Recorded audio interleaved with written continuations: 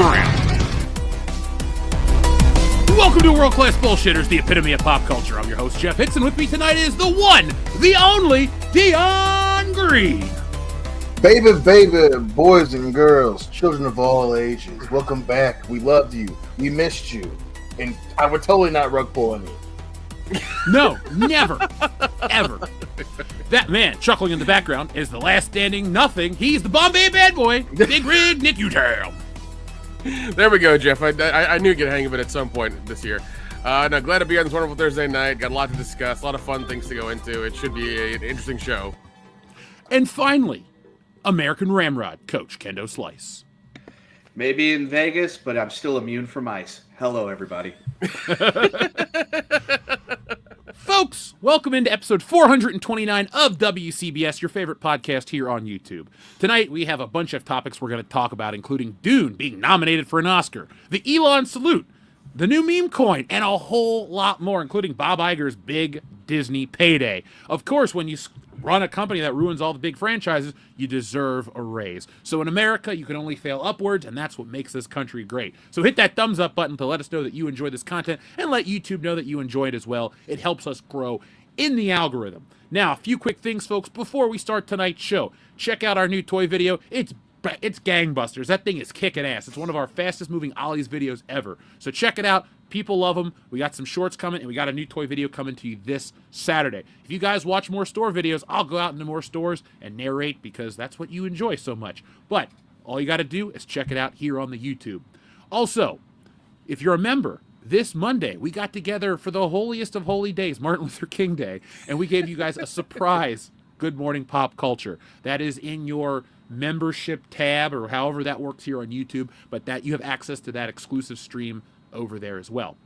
And if you're a patron, we're going to bring you guys, what was the movie, Nick? Kraven the Hunter we're going to do? Yeah, Kraven the Hunter. We're actually, we found it, and we are going to do a commentary for it on Patreon exclusively. So yes, be prepared and for if that. you don't have the movie, don't worry, you can watch along with us. Kendo is extremely excited about Kraven the Hunter.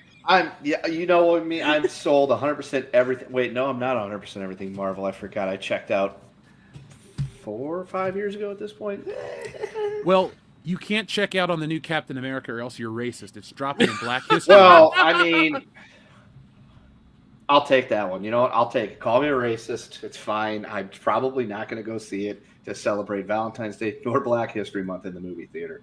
I'll take my racist loss on that one. Yeah, But I think I'll bounce back.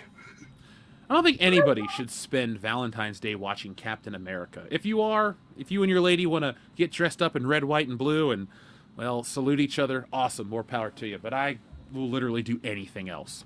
But we don't have to worry about that. That's 2 weeks away, folks. But you can join us in 2 weeks for the show where I will review Captain America and we'll talk about it on the air. Now, first off, our word of the day comes from Shrebels08. The word of the day is burrito. The 3 burritos, how Stella got her burrito back. Dude, where's my burrito? Burrito Horizon, and the magnificent 7 burritos. And if you eat 7 burritos in one sitting, you're probably going to be in a lot of pain the next morning. So, guys, the magnificent burritos. I think so. I was just going by, what the prompt said. But Well, hot tub burrito machine, that puts a whole different spin That on tracks.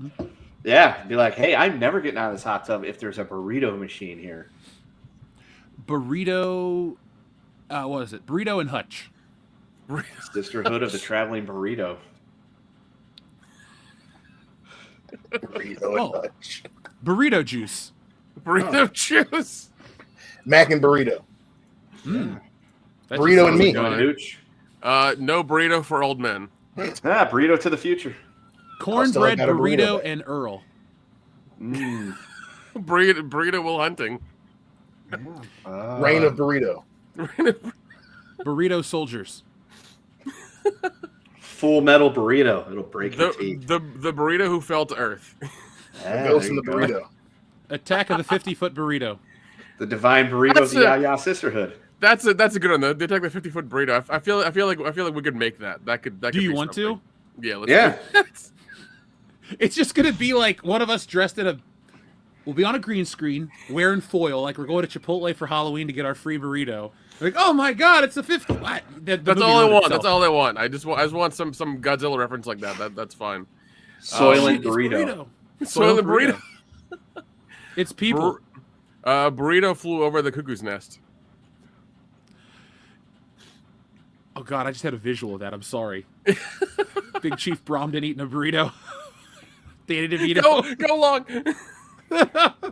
Chief, that's a good book. That's a good movie. That takes me back to high school. I might get the book. You should. Ken Kesey was Once on Upon a acid. Time in Burrito. Oh yeah. Burrito. Burrito Mighty with the Morphin wind. Power Burritos. Live and Let Burrito. Live Yep. with burrito. There you go. That's a good one. That's a good one. And what The was guy the with the other- red. The only burrito fine, because any more than that, you're gonna have a long evening. Well, how about the Rebel without a burrito? or the man with the golden burrito? Man of the golden. The burrito These is are all- not enough. These are all titles. These are all titles you make when you're 3 burritos in and four California shots in too. Oh, that just sounds like a good time. That's how I can get through watching modern day wrestling. Now, folks, real quick, the reason we didn't have a show last week is I was a front row plant for AEW. Yes, the big wrestling promotion that everyone talks about. I was all over their TV last week. So if you have HBO Max, or it's just Max as everyone else calls it, go back and watch Dynamite from last week or Collision from this past Saturday night. I'm in the front row wearing a Wokebusters t-shirt. I'm bigger than every wrestler. It is so obvious that I'm just there to have a good time. I'm taking the piss out of everything. Like, they're cutting promos. I'm in the background waving my arms like this. You'll see me all night long. But if you want to know how that process works or how I got that deal and how they want me to come back, well, watch the video. I'm working on it right now. I'm thinking about using a gonzo journalism voice. So if that sounds interesting to you, let us know. But be on the lookout for that video in a couple of days. It'll be fun. But, guys, we have 2 big wrestling events coming up, and I'm sure we'll be talking about those more in our wrestling segments. We got Saturday night's main event this week, and the Royal Rumble next week, and then the following weekend is the Super Bowl. So this is going to be just a string of good weekends for all of us out there. So, folks, maybe after the Super Bowl, we'll drop another Ollie's video for you. But that's a time for another day. Did Thunder Rosa try to climb me? No, but Jamie Hayter came up to me and Tony Storm, so I was happy with those two because they're great. And when you're that close to the action, you see a lot of stuff that you don't normally see. Dion, all I kept thinking to myself is, man, if we could sit here for WrestleMania, how crazy would that be? Yeah, that would be nice. It's also $30,000, but, you know. But they love the fans, man. Yeah, they love us. It's palpable. Troubles Await has a request. A couple of buttons for Dion. Well, of course, we'll get to those buttons in just a moment. But, Dion, I will give you a login to Max, and I want you to go back after you've had a couple of drinks or a couple of California shots, and I want you to go back and I want you to watch me on AEW and laugh, because I think you'll laugh the whole time. 100%. I got through the first 30 minutes. I saw you on the hard cam. So I'm excited. I gotta actually check because we haven't tried Max since you left, so it might still be on there. I feel kind of stupid now not thinking about that. But anyway, yeah, I'm pumped. I'm gonna get blasted and watch my boy on AEW. Actually, something else that's consistently entertaining on that stuff for a change. You can heckle me. You can watch me heckle Tony Khan too. I'll send you that video later. Wait. Anyway, Was it which AEW was it? Collision. Dynamite. Dynamite from the, what would that have been, the 14th? And then- then we could go Wednesday. Yeah, Yesterday. so sorry, the 15th of Dynamite and the 18th for Collision. I'm on both of those. And Okay. I'm hamming it up. I try not to scream into the microphones because we were so close you could yell into the commentators, like right there, but we weren't being those assholes. So, here are the buttons. I'm sorry, Dion. Who are you? What are you doing here, and where are my horses?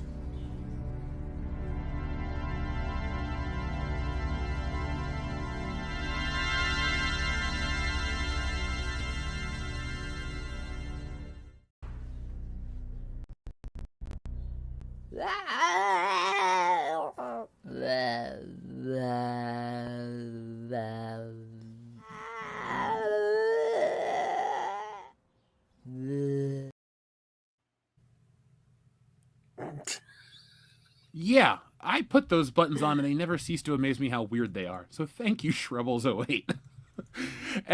Our friend Master Marlbus has Return of the Burrito. Now, that sounds like a tasty title that could take down evil. But what about Return of the Living Burrito as well? Like a zombie burrito movie. That would be fun. That'd be fun.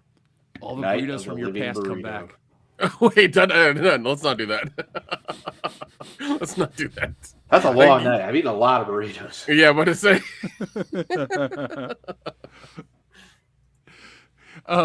Thank you, Master Marlbus.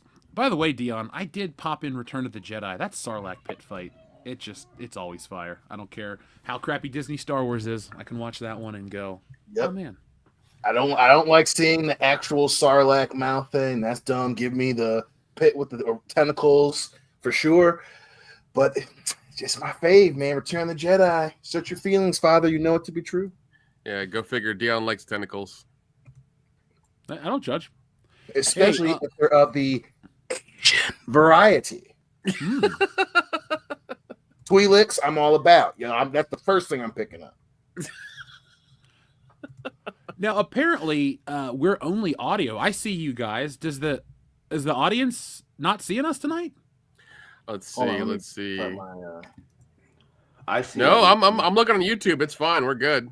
We're good Yeah, on we're YouTube. up on YouTube. We're up on There YouTube. we We're go. fine. So that might be. Yeah, that might be. Duck lips that Jeff got. Sounds like a driver issue, an Adam driver issue. Go home. Everyone else can see us. Master Marlbus with another super chat. Thank you, Master Marlbus. Attack of the Killer Burritos. I literally am hearing the song in my head. Attack of the Killer Burritos. Attack. That's an underrated franchise, like super unrated. Like it was. I think it came out when we were kids, and there were a lot of those movies, and they were good for a minute. And you had to be somebody who like rented movies and went to go see them to know what they were. But that's a really underrated franchise, you know. You know that movie's from the 70s, right? The first one. Yeah. Like we had the cartoon and the Nintendo game and the toys.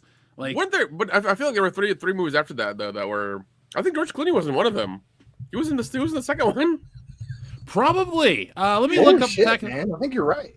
Yeah, he was in the second one because there was a really hot female who was like a tomato, like human, like hybrid thing, and she kept getting naked all the time. So the first one is let's see. There's a 1978 Attack of the Killer Tomatoes. Then there's this, which on a budget of $100,000 made $576,000. So that's a pretty big hit. Followed up by Return of the Killer Tomatoes in 1988. Killer Tomatoes Strike Back in 1990, and Killer Tomatoes Eat France in 1991. Yeah, that was the last one. Yeah. A Return of the Killer Tomatoes is the one that features George Clooney, John Aston, and a couple other people I do not know. But wow, the second one's the most successful. On a budget of $1 million, it made $5 million. Yeah. Yeah, Well, that's including did a couple of like a little bunch of horror movies. He did that, and I think he did Return to Horror High or something as well. And that was one. I think it was only in that one for a little bit, but in the Return to the Killer Tomatoes, he's in the entire movie. So we should watch those for Patreon next year. they're fun. They're really. I enjoy both of them. They're ridiculous. Folks, if you want to watch Attack of the Killer Tomatoes with us, hit 1 in the chat.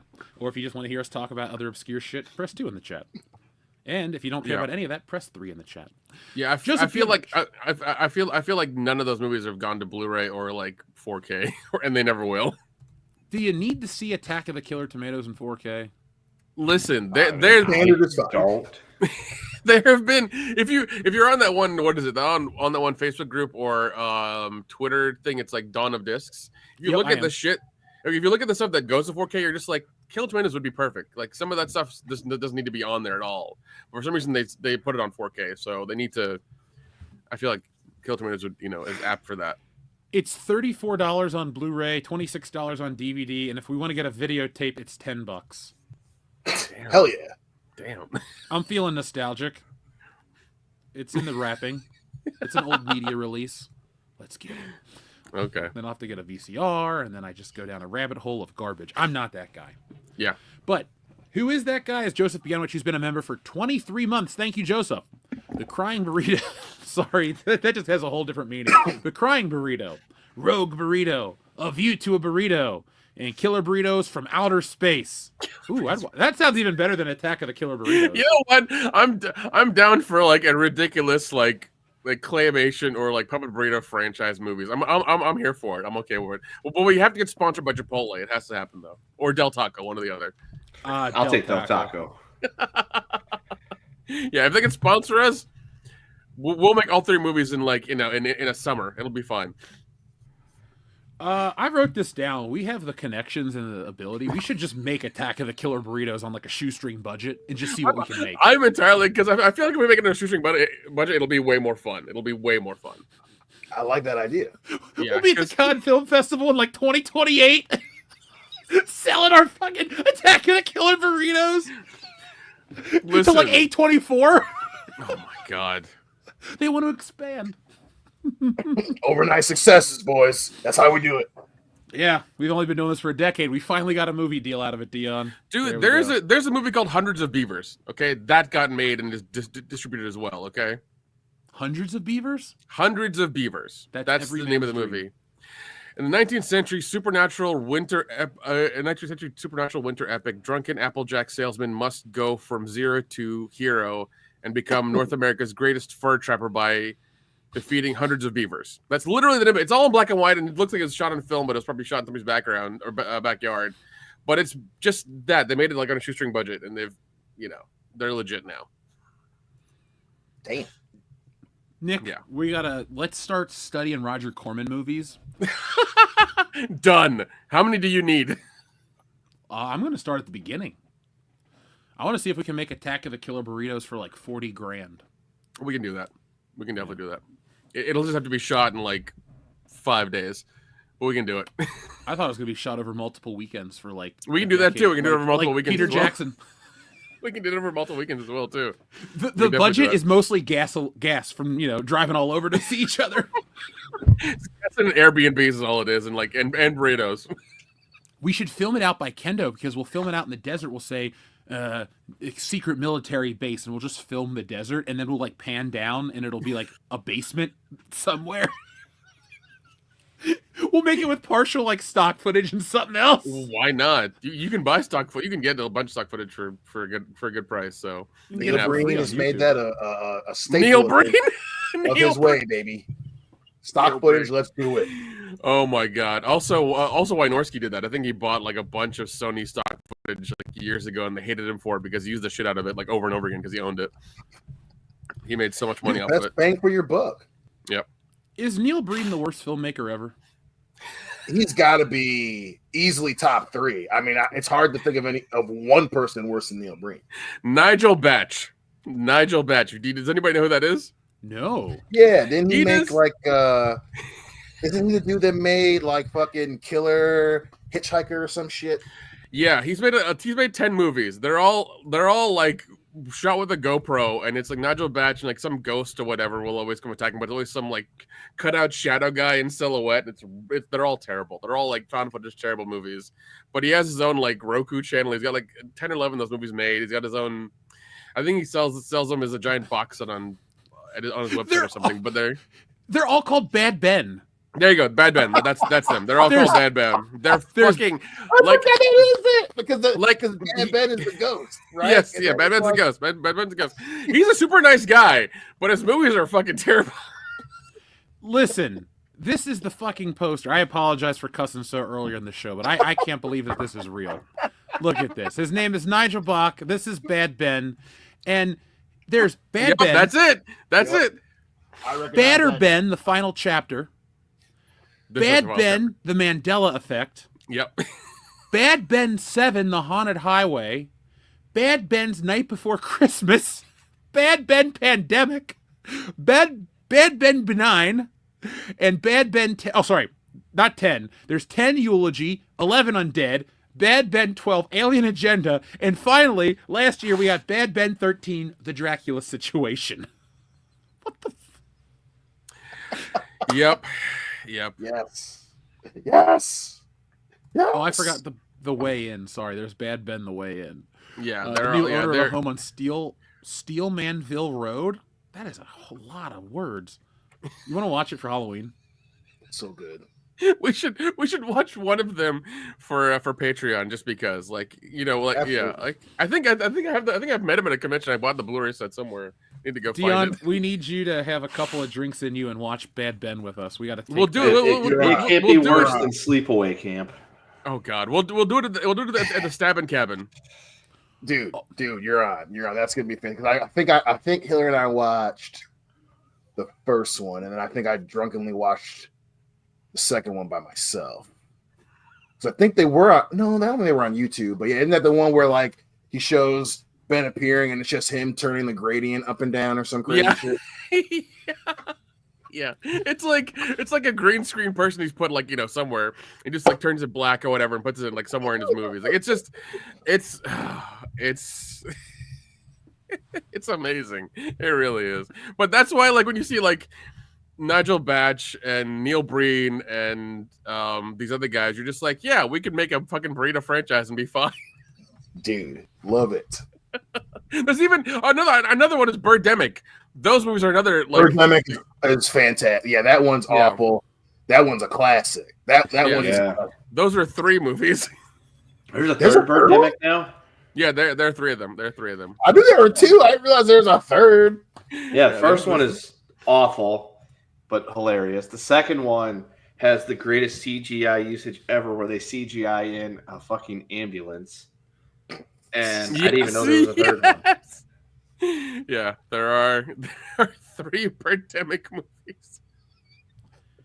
Guys, I wish we could make this movie from Aurora Uplinks.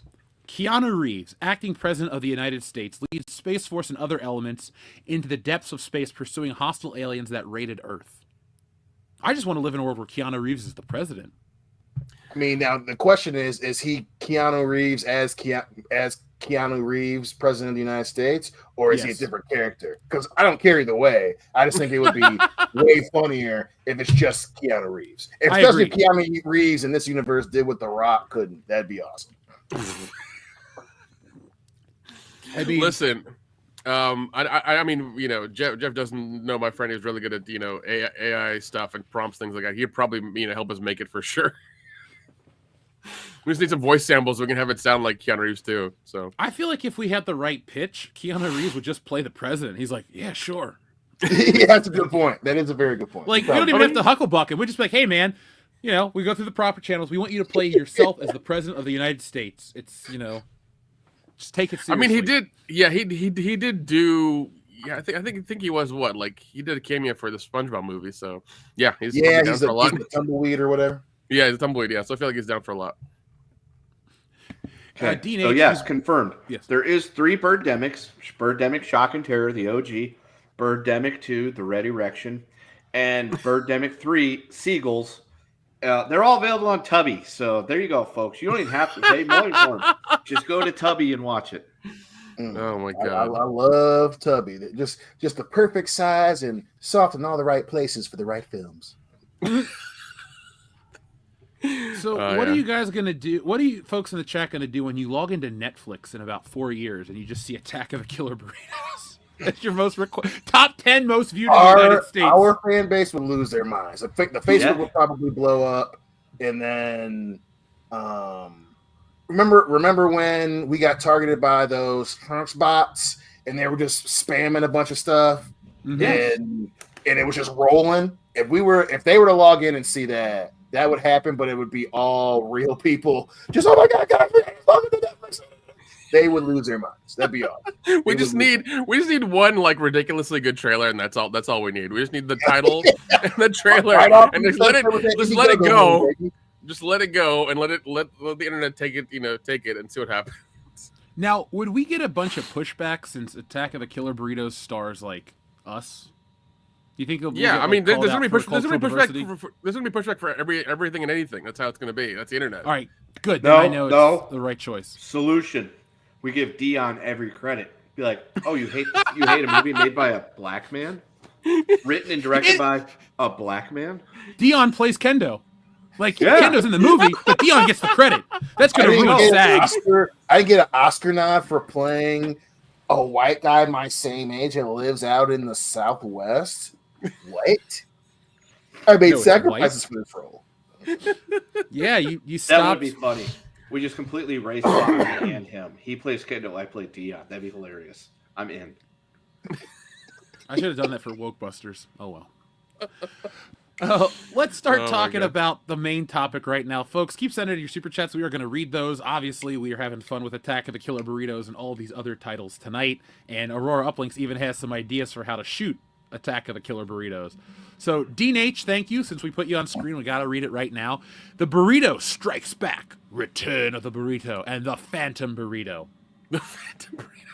How about the Burrito Menace? Oh my god, that's a good one too. That I just kind of like that name, the Burrito Menace. Maybe that'll be the sequel to Attack of the Killer Burritos, the Burrito Menace. I like it. Love it. One more of it. I'm just spitballing here. Dean, though, thank you for being a member for 23 months, folks. Dean has enjoyed the Good Morning Pop Culture bonus that only you guys have access to. So thank you, Dean. Thank you to everybody. And we'll be right back with you in just a moment. But I wanted to put this on screen right now because in a few weeks, we're going to do our 5th or 6th annual Oscar Lampoon party. I want to say 6th. Yeah, it's been a while. And everyone out there goes, I don't like the Oscars. Neither do we. You think we're here to celebrate Hollywood on its quote-unquote biggest night? No, we're here to lampoon We couldn't fucking care less. No. Yeah.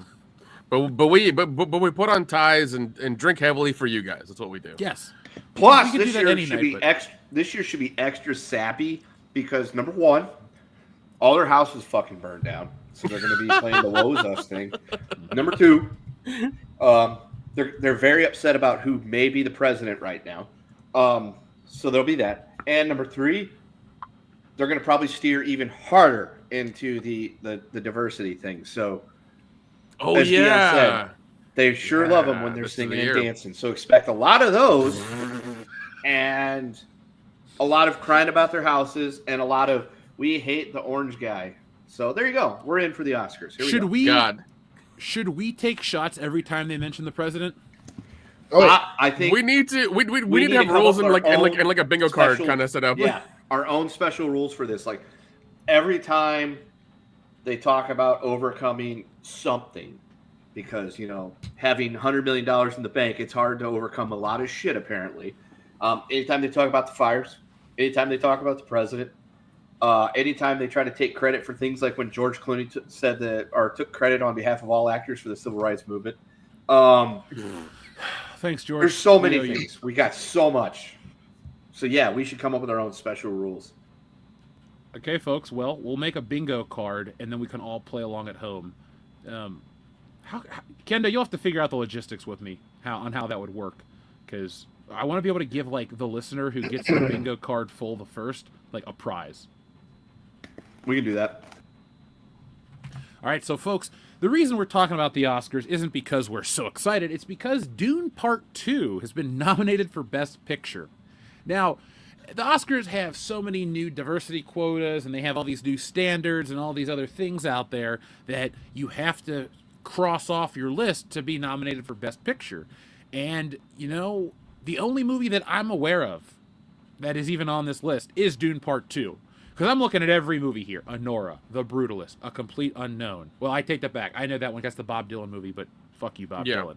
Conclave, Dune, Emilia Perez, I'm Still Here, Nickel Boys, and Substance, and Wicked. And I know Wicked. But this is a list of movies that I haven't seen, and a single one. But this award for Dune makes me want to go back and check out Dune. Now, I'm late to the party. Have you guys watched the new Dunes? Yep. Yeah. How are they? Pretty good? They're pretty good. They're pretty good. They're long. They are long. I like them a lot. Everyone does a fantastic job. I mean, besides obviously it's based on the book, so a lot of the storylines are pretty goofy. So once you can get past those goofy parts, it's pretty damn good. Yeah, no, I watched both of them in theaters. They were a lot of fun. They were a lot better than the old '80s one for sure. That was so bad. We couldn't even watch that drunk. Remember, Dion? We turned it off in college. Well, that's why when the resurgence came back after the first one come out, and again, I get it, but this is whenever I say on the show that internet shit where people like or dislike something because they want to say so on the internet. I get that there are people that like the original. I do. I get it. I love Sting. I love Patrick Stewart. what's his name that's playing McLaughlin? Yeah, I like McLaughlin a lot. That movie sucks, and it looks. I agree. I love David Lynch too, as much as the next person who knows who he is. But stop saying that the original is good. Just stop. I'm not saying you can't like it. Same, y'all know me. Like what you like, but that's that internet shit, and those people dislike the new one, and it's like, see, now I just kind of want to fight you a bit. You know what I'm saying? Wait. Sting is in Dune? Yeah. Yeah, not this one. The old one. The old one. The musician or the wrestler? Musician. Yes. Oh, okay. He's in the rafters in the beginning, and that's how he gets introduced. That's awesome. They made his action figure back in the 80s. That's awesome. You should look up the Dune 1984 toys. They are horrible, but they're so funny looking. I guess they match the movie. There you go. Perfect. Yeah, and I mean, that movie was pretty long as well. It didn't do a very good job of describing anything. But this one, you go into a lot of the depth of what it all is, what's going on, and within these families and stuff, how they all came to be. It definitely goes into a lot more detail than that movie did with just, I think, I want to say that one was like 2.5 hours. I could be wrong. Yeah, I think you're right. I think it's 2.5. Yeah. But these two movies are obviously more put together, but I enjoyed them a lot more. I mean, it was you said you had the scope of like what's going on and everything, and it was a lot better put together and a little bit easier to get story. So yeah, I like that a lot. I'm just surprised that something of this accessibility made it to the list. But do you think it's a situation where they're just trying to throw a bone to something that people will get behind and maybe watch the Oscars for? Because absolutely, don't we report every year that it's historically low views, 90% of people have turned off, nobody cares about Hollywood? Like, there's a reason why people have the opinions they do of that group of people. But I'm glad Dion, you think about that, or you think the same way too, that it's just kind of a gimme title just to get people to talk like we're talking about it. Like, Dune, Best Picture, what? Because they're going to give it to something like the Bob Marley movie, the Bob Dylan movie. That one didn't do very well. But yeah, no, absolutely. The Dune and Wicked for sure. Those are two movies that they're trying to get people to watch the Oscars, which don't get me wrong, I understand that. Wicked is making bank vaults of money right now, and Dune was pretty darn good. So at the same time, especially after being on the hot seat, because like you said, viewership's going down, and there's not a lot of action movies on this year's list of Oscar nominations, right? And that was always what that was. That was what the whole, even though they drug their feet and they waited too long to try to incorporate box office stuff. Dune and Wicked 100% are trying to lure in the casual follower of Hollywood award politics, and especially now since Weinstein isn't buying all of his Oscars now. They still want to do that thing like, hey, we still are going to have movies nominated that you guys actually watch. And, Dune, and again, don't get me wrong, that was a great beginning of the summer movie. It definitely was a big deal. And then too, you can stack Timothée Chalamet with two movies because he's the flavor of the month right now. So yeah, that's definitely some maneuvering by the Academy instead of actually voting in movies that the fans actually watch. Because outside of these two, we're gonna try to watch some of them before we do the Oscars too. But yeah, a lot of those movies are just like one's about was it the one about the church? I'm sure that's gonna be interesting. Conclave. Like, Conclave. Yeah. I love my boy Ralph Fiennes, but I didn't go out and watch that movie for fun. No, nor did I. Yeah, and The Brutalist is 3.5 hours long, and it's still in theaters. So that's brutal. Yeah, and it's Adrian. I mean, I love Adrian Brody, but like, do you? Come on, man. not 3.5 hours though. It ain't worth it. Right. I love Predators Brody. Yeah, Predators Brody. Yeah, no. He was in another movie called I think High School where he plays a drug dealer, and it's really funny. Far for him, hilarious. One movie I'm surprised to see on here is The Apprentice. I'm very surprised to see that on here. They made a movie of the TV show? Yep. Yeah, it's basically the younger years of Donald Trump is what it is. Oh wait, that's really what the movie is? Yeah, that's really what the movie is. Yeah, that's a real thing. Winter Soldier is playing. Oh, Bucky. Yeah, Sebastian. Yep. Yeah, he is.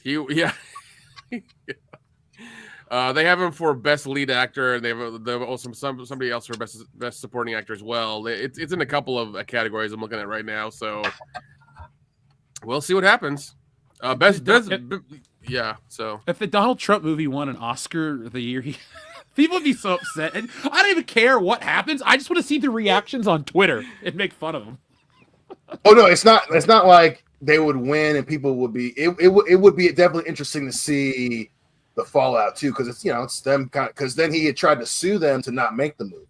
So yeah, the drama behind it, I'm all for chaos, man. Give me more chaos. Yeah, because exactly. Oh yeah, no. If you hear them talk about it, because like they was like on and off. The movie kept going on and off because of funding and things like that, and like just the whole premise of making it was like a crazy thing in itself. So yeah, he at least deserves like the one Oscar for best lead actor. The only category of nominations that I recognize most of the films is visual effects. Same. And I don't know what Better Man is. I had to look it up. But I know Planet of the Apes, Wicked, Dune, and Alien Romulus. And I hope Alien gets a nod. I thought the special effects in that movie were really good. Like, probably... Better Man. Okay, Better Man is the Robbie Williams movie where he's like a monkey the whole time. The movie that flopped so hard it had like $1 million like opening weekend. Yeah, that one. Yeah, that one. But apparently, they want to do Alien Romulus Part 2. They're in talks for that now as well. So I don't know if that's gonna work. I mean, I don't want to spoil it for the one person in the chat that may have not seen it, but you really can't go much else with it because it's just all alien movies, Right. Yeah. Weyland Yutani's evil. They want to harvest the alien, rinse and repeat. I'm tired of that fucking story, actually. It's like, oh, we're going to use it for this weapon. How about something without the TV show? We almost did. And they killed Neil Blomkamp's sequel. We almost had it. Which is terrible. I mean, we're getting the show coming out this year as well. Yeah, well, hopefully. I mean, I think they said, what is it, Q2, Q3? That's what they said. So right now, so I don't know. Hope they stick to it. Yeah, but I am looking forward to the Stephen King show, Derry, though. That should be fun. Yeah, I loved it. That was a good movie. The second one, not so much. But I'm gonna watch the shit out of that show. I don't care where it streams. I'll watch it. So. Is there anything else you guys want to say in terms of the Oscars? It's just just a big way to pat yourselves on the back for, the most exorbitant industry on the planet. I am really happy to see The Substance on here because that's a body horror movie that has gotten a lot of recognition and it's on here quite a bit. Is that Demi Moore? Yeah, it's Demi Moore. I need to see that. That one's good. You should definitely check it out. I'll try to follow. I don't know if it's on anything right now. I think it's still in theaters or whatever, and they haven't released it for streaming yet. But I would definitely check it out if you're into the body horror thing. I know you are, Jeff. It's good. It's really good. I like Demi Moore too, so that's kind of why. Yeah, and there's a ton of nudity, so that's always fun too. That's the main reason I wanted to watch the movie. I just didn't want to say it on air. But thank you, Nick, for outing me. No problem, buddy. It's nowhere to be found right now. So that's okay. I don't mind supporting it. Oh, okay. No, it is on Prime to rent for $6. So I pay for my Regal Pass. I'd rather just drive there. There you go. Now, a lot of people are saying they enjoyed Dune, but some people are saying they didn't like the ending of Part 2. Some people say the movie is ass. Folks, I will find out in a month or so when the movie finally ends. I'll start it tomorrow and it'll just keep playing. Yeah, I mean, I understand why people didn't like it, because people read the books or really into the books and they want to make sure it ends properly. But they ended it on a cliffhanger so they can do more Dune movies. And I think they did. I don't know if the show that came out is part of that series or it's before it or after that time period. I don't get it, so I haven't watched it, so I don't know. I think it's right before. Okay. Well, if I like the movies, I'll check out the show. It's the same guy that did Blade Runner 2049. So I get why people. Yeah, it's one of those movies where you either like it or you really really dislike it. So which I understand because like I said, it is very long, and he's what's his name, Villanueva, or whatever that the director's name is. You know, he's a very dramatic guy. You know, he and that whole movie is like that. So, but you know, Batista's great in it. You know, obviously Skarsgård is in it. He's awesome. You know, Jason Momoa's in the first one. You know, his character is awesome. You know, so and yeah, I mean, it definitely, you can see why at least you understand after watching this one. Like I got what fans back in the 80s wanted out of it. You know, but Star Wars is just better. But this one is. You're not well, wrong and also Javier Bardem Morgan's in the movie as well. So you know, that always he's awesome in it.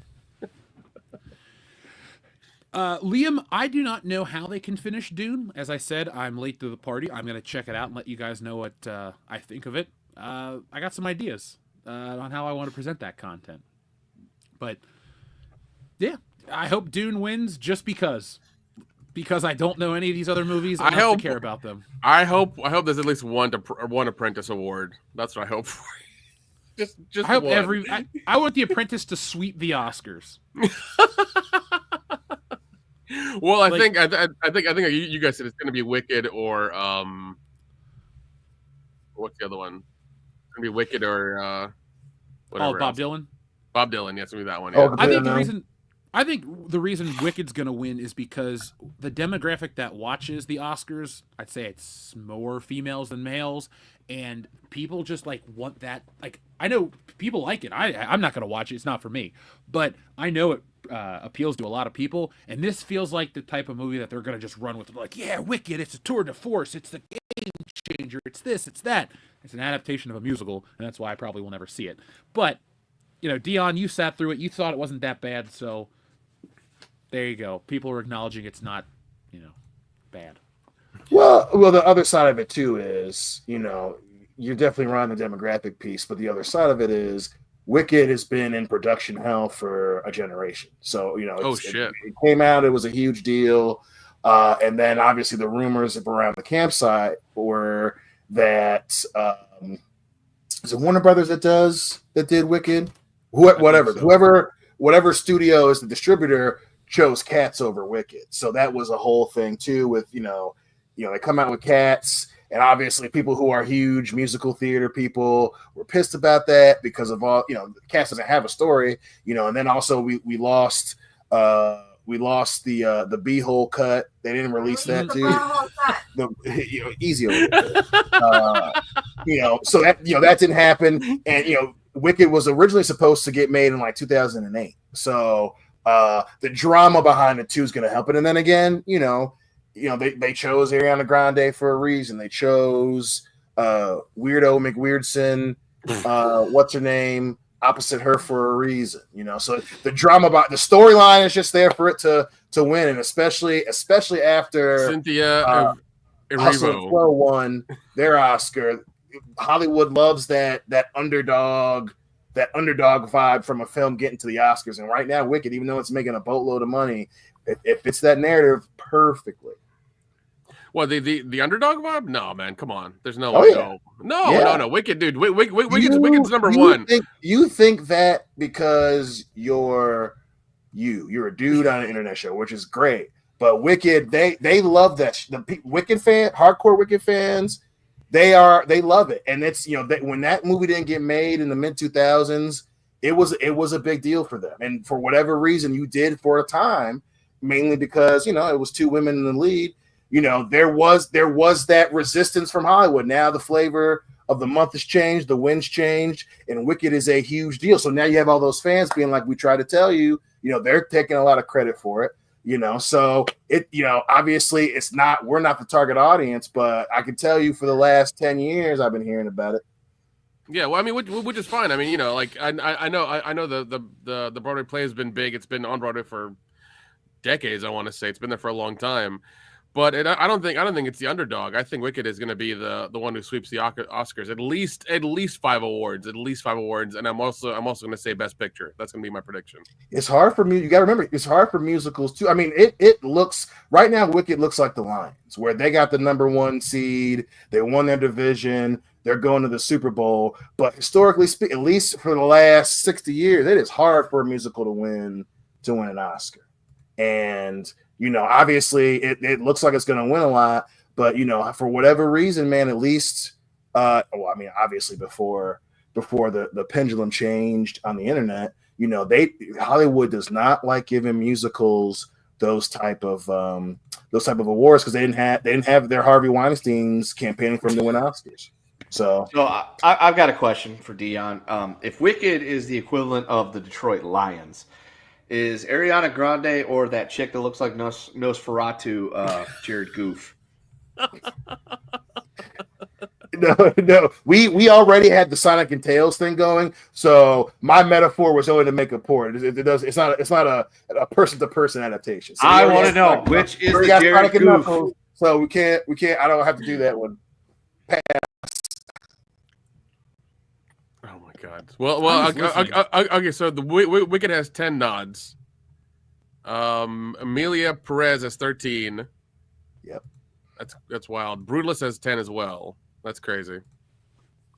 Yeah, and so Amelia, people love Zoe Saldana's. She was crying it up at the Golden Globes. So I think that's my favorite to win the most awards is Amelia Perez because for whatever reason it's considered a comedy, but that's weird because I think Amelia Perez is also musical. Yeah, it's also musical, and it was also apparently was really long as well. Oh no, it wasn't that long. I thought it was longer than I thought. That was one of the things that people didn't like about it. It was too long, but no, it's also musical. So it's a musical thriller. Apparently, it's a musical thriller. Yeah. Only thing better than a musical, Dick, is a long musical. Apparently, so yeah. So that is my definition of a personal hell. Like sitting down with someone that wants to watch 4-hour-long musicals and they want to sing it at you. Oh God, never. I can't live that life. Nick, if that ever happens, no. I've been living with the horse joke. You go sit and watch these. As a matter, we watching Sound of Music when you get up here next time. Shit, I'm gonna take a nap for Captain Von Trapp and all of his Nazi children. Oh my God! All right. Dion's like, I'm gonna get you back, motherfucker. Yeah, welcome to the Thunderdome, kid. He's getting the King and I. He's going to get Jiggly and Glitter as a palate cleanser. And then we're going to top him off with what? Wizard of Oz is okay. I like The Wizard of Oz. I own that shit on 4K. So that's actually a good movie. So that's it's great. Enough. Guys and Dolls. We'll make him watch Guys and Dolls. I fell asleep in Grease. Didn't like it. There you go. It wasn't the word that I heard. Oh God, that was bird. Let's check in with the audience because quite a few people have some stuff to say about Dune. So first off, we're going back to the burrito. Let's go back. Aurora Uplink says, "I'll give you $100 towards the burrito movie when time." Oh, don't get us started, man. I'm serious because I think that'd be hilarious to just start making puppet burritos, just do terrible shit. About, 8 years ago, we were on this show and we said, hey, wouldn't it be funny if we made a comic where we kidnapped Harrison Ford? And now there's a sequel being made. So Attack of the Killer Burritos is going to happen. Are we gonna be like Nigel Bach and just make 12 burritos based movies? For a few, we're gonna do it. We'll do a fistful of burritos for a few burritos more. Attack of the Killer Burritos, Return of the Killer Burritos. Yeah. Oh my God. And I'm gonna use the burrito movies to propel me into Cologne commercials. Here's what we're doing. We're reinventing the genre. No. Instead of spaghetti westerns, we're making burrito westerns. That's right. Burrito westerns. I don't know what that means, but I'm down. I mean, so then doesn't matter, man. We'll make it mean our own thing. It'll be great. Then they'll just be westerns, really, if you think about it. But okay. I'm just saying. I want to star in my own series of burrito westerns. Yeah, we'll do burrito westerns and we'll film them in New Mexico, so it's even funnier. Do they take place outside of what is it, 76? I'm trying to think of a gas station that's out west. I almost said Wawa. There's speedways. There is a 76. I know where one's at in New Mexico. Most of you are just talking about speedways and speedways. Well, we got plenty of those around here. Aurora Uplink says, take 6-inch action figures and cover them in burritos. Or just take a burrito and put little, like, legs and arms in it. We'll be like, oh my god, this burrito just ate the rock. Oh no. And then he's going to sue us. You're making my image look bad. No, you did it to yourself, man. We're just making fun of you. That's true. It's very true. That was all you, Dwayne. Yeah, we're still fans, but come on now. You don't need to kiss Netflix's executive's ass on live TV. Oh, Jesus and Christ. cut better promos next time. Yeah. Yeah, and stop smiling and stop high-fiving kids and shit. The Rock just looks at people and, like, acts like he's going to smack them. Go back to that. Bring back the character work, jabroni. Aurora Uplink says, I just want to know if Neil Breen is a tech genius. He's not. No. He's not. In his movies, he always has, like, in his movies, he always has, like, 4 laptops around him, and he's always, like, typing in them randomly. It's terrible. He's the MacGruber of tech geniuses. He is. And look at that hair. He's so and cool. dude, if you try to buy his movies, it's the most complicated shit ever. Because like his website was made in like '93, and it's never changed. He needs to just realize that he's Kmart Tommy Wiseau. No, he's big. No, he's Big Lots Tommy Wiseau. Okay, he's Big Lots. Those are going out of business. He is Big Lots Tommy Wiseau. 100%. He is Big Lots Tommy Wiseau because Nigel Batch is like Kmart Tommy Wiseau. It's like a little bit higher, not much though. Oh my god, have you seen his Wikipedia image? It's like something out of My Name is Earl. Somebody like snapped a candid photo of him at like a convention, and this is the official photo that you get when you look him up. Doesn't that represent his movies quite well?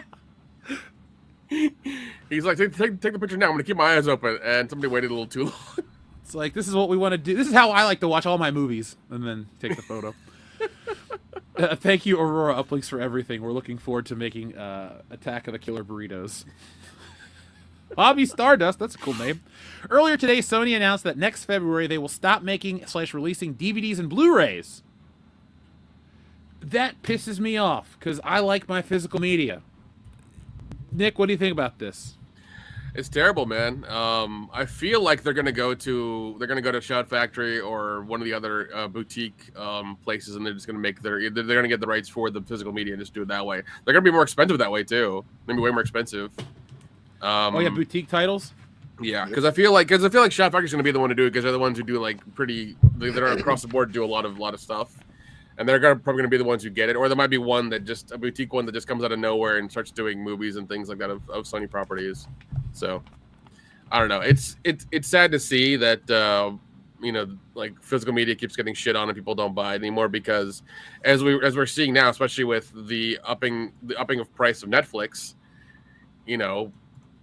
you're paying way more money for way less now, and I don't know why people aren't making that connection and don't want to buy physical media. I know you're storing it somewhere; it's a lot to carry around and stuff, but it's way better than having them change a show or make something else or have it shuffle around 18 different VOD services. And the part that pisses me off too is like, does nobody remember the excitement of like, oh man, it's Tuesday and they just dropped Hot Fuzz? I gotta go and get a copy. I missed that so much. And you would go to Best Buy and you find it and you're like, here it is, and then you take it home and you watch it and you're like, it's this new thing, and so you watch it a couple times and then you're like, you put it up on the shelf. Tell me and people you're a come 90s over. kid without saying you're a 90s kid. You're a 90s kid, Biatch. You're younger than I'm me. not mad at you, but oh my, you just like explained all of our childhoods, and I'm like, that's the problem, right? Like it's it sucks, and but we had called this a couple years ago when we were talking about the streaming wars. Disney and Sony and Warner Brothers, they want all of their stuff to be on their app. That's the future for them.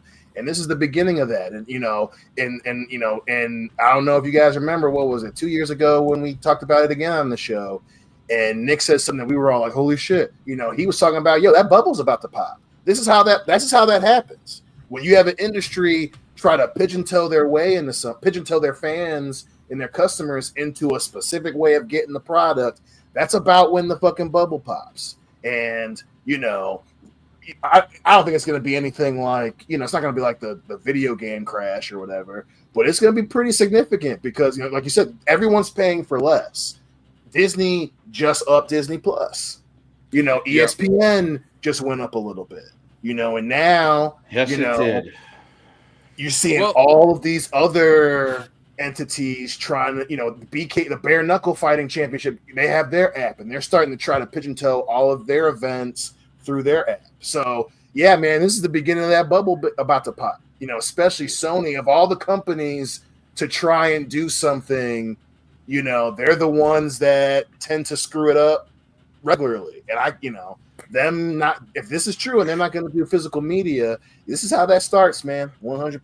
This is how that shit starts. And I think they want that so they can have like total control over over their media and just have it on their platform wherever they want to, and not have to sell DVDs for it or Blu-rays or anything. They don't want that because they lose money or in that aspect. And if they want to change something in it or have it ported to something else, like they can't do that. Because somebody's got it at home. The shitty part is the picture quality is significantly less. Like streaming does not match because no, it doesn't. People like to argue, video game streaming and movie streaming are the same argument. They're really not. I mean, you can talk about accessibility, what do you own? That conversation is true. But if you download Call of Duty on Game Pass and you don't have a disc, it's the same 4K resolution. It's literally the same thing minus your disc. The disc is just a key to access the digital game that you download onto your system. So it's a different argument. You pop in literally anything. Pop in Star Wars versus streaming. It's better picture quality and better audio. And that's just how it is across the board with a lot of this stuff. And it just sucks that it's we're willingly going backwards just because the companies are, let me rephrase it, because we're not willingly going back. It's just there's a market for this shit, and it just seems like a futile endeavor to fight it at this point. But it's sad. It pisses me off. I like discs. No, same, because you have all the special features and things on there as well, and it's more fun that way, and you get to watch whenever you want to. Because I hate having to be like, hey, I'm in the mood to watch this movie, and it's like, oh, where is it? And I have to look at some app to find which streaming service has it now. And then if it doesn't, and I don't have the DVD, I'm fucked. Yep. So it's just it's terrible. And speaking of that, I just got an email from Spectrum because that's the internet I have, and they sent me that effective January 15th, Max is decreasing from $16 to $7. Paramount Plus with Showtime is decreasing from $10 to $5. So that's weird. But I need to get on Spectrum. They're going less in their prices. Yeah, which is weird because everybody else is increasing their prices. Yep. Yeah, which very interesting. Yeah, so that's something that's I got the email and I was like, oh, that's weird. So, the biggest kick in the. Oh, sorry, Nick, go. What I was going to say, I think they know their worth now because they're kind of like, oh, we can't charge as much for it. But this is also through Spectrum. It's not buying it, just online. It's through the Spectrum internet that I have. So that's the difference. Yeah, I was going to say the biggest kick in the dick about all this streaming shit is that you can pay for it and get it for $7 or $8, but you still gotta watch ads, which makes no sense to me. I'm already paying for it, and you're making me watch ads too.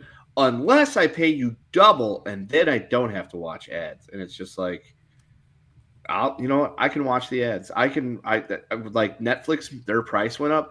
I went on my Netflix app and I lowered us down to the $7.99 one with ads. I'm like, fuck it, we'll sit through the ads. I'll rather sit through the ads than give you an extra $120 or whatever it is per year that we will end up giving you. Yeah, and, I'm gonna do that too. I don't need 4K Netflix.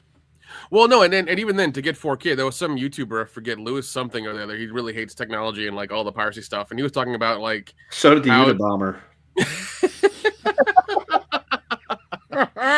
True, but he tested, because you can I think in Netflix or even in the Roku, whatever, in your TV, you can actually look at the streaming stuff and the stream rate, and he kept finding it I think off of Roku and off of the Xbox, you weren't getting true 4K. You had to use the television app for Netflix to get the true 4K transfer, or the way it was in streaming or whatever. And it was such a pain in the ass to do, and I was like, that's so weird that it has to be that way for you to get true 4K. And I don't know, I don't believe in true 4K streaming. It's It never holds up the way it's supposed to. It's never consistent. It's always buggy here and there sometimes. It's just not good. But how else are you going to be able to see the truest picture quality? Wait till 8K comes out, Nick. You'll be able to see everything. God.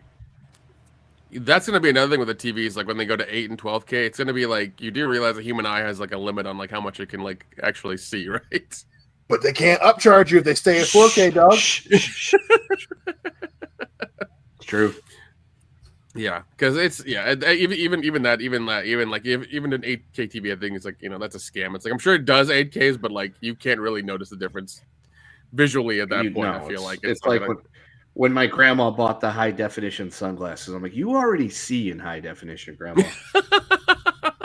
But it's a higher definition, Kendo.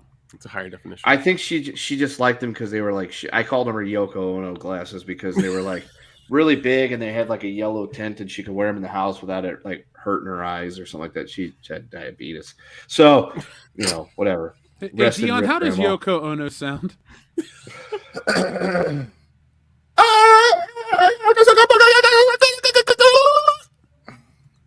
Thank you, folks. We can only play a small clip of Yoko Ono to avoid copyright infringement from Sony and EMI.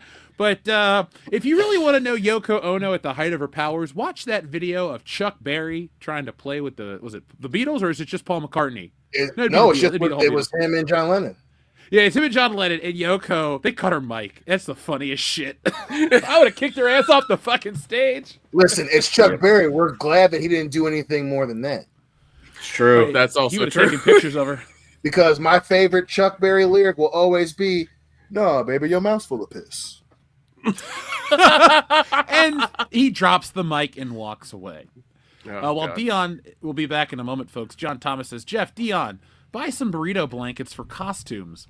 They now, have folks, those. They're cheap. If we make Keeps production costs low. I understand, Nick. I want to keep production costs low, but I think we should actually invest in a decent look for the killer burrito so that we can use it a bunch because all burritos are essentially the same. We'll just add or subtract some filling. But I think we should spend because look, the fake ball sack used in Step Brothers cost $20,000. I think we can make a convincing fake burrito for like $45. Let's like really put in the effort. Listen, there are a ton of makeup artists down here and people like that who are willing to make us a burrito costume or a burrito things that we can use. Ball for sack. Sure. Now ball sack. Now the killer burrito is not going to be like a human-sized burrito stabbing people with a butcher knife, right? Because that would just be too. It depends on how you want to go. How you want to go. What kind of movie we want to make? Yeah, I think we should go epic.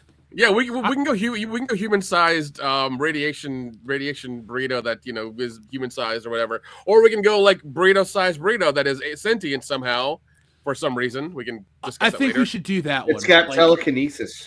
Yeah, it's like the Ginger Dead Man. Well, no, like the tire movie, Rubber. That movie's horrible. That movie's awesome. Whoa, calm down. Don't talk about Rubber. That movie's good if you get the joke. Okay, if you get the joke, understand what it is. It's hilarious. It's a ridiculous movie. It is incredibly ridiculous. If you think about it further than the movie, it's terrible. Aurora Uplink says 3D print building props for a movie glue together. I do have access to 3D printers, both personal and commercial. So if we need props, we'll just get them 3D printed. Yeah, and like I said, there's a lot of people down here who are into that shit, and just that's how we'll crowdfund this movie. We'll sell 3D printed killer burrito figurines, and that'll help fund the movie. I'm in. There you go. I can't wait for the ridiculous premise of this killer burrito movie. It's gonna be hilarious and epic. It's gonna be so much tabletop session is gonna be epic. I think we should be. I want us to have the distinction of being the last 4K released in America. Attack of the Killer Burritos, the final physical media.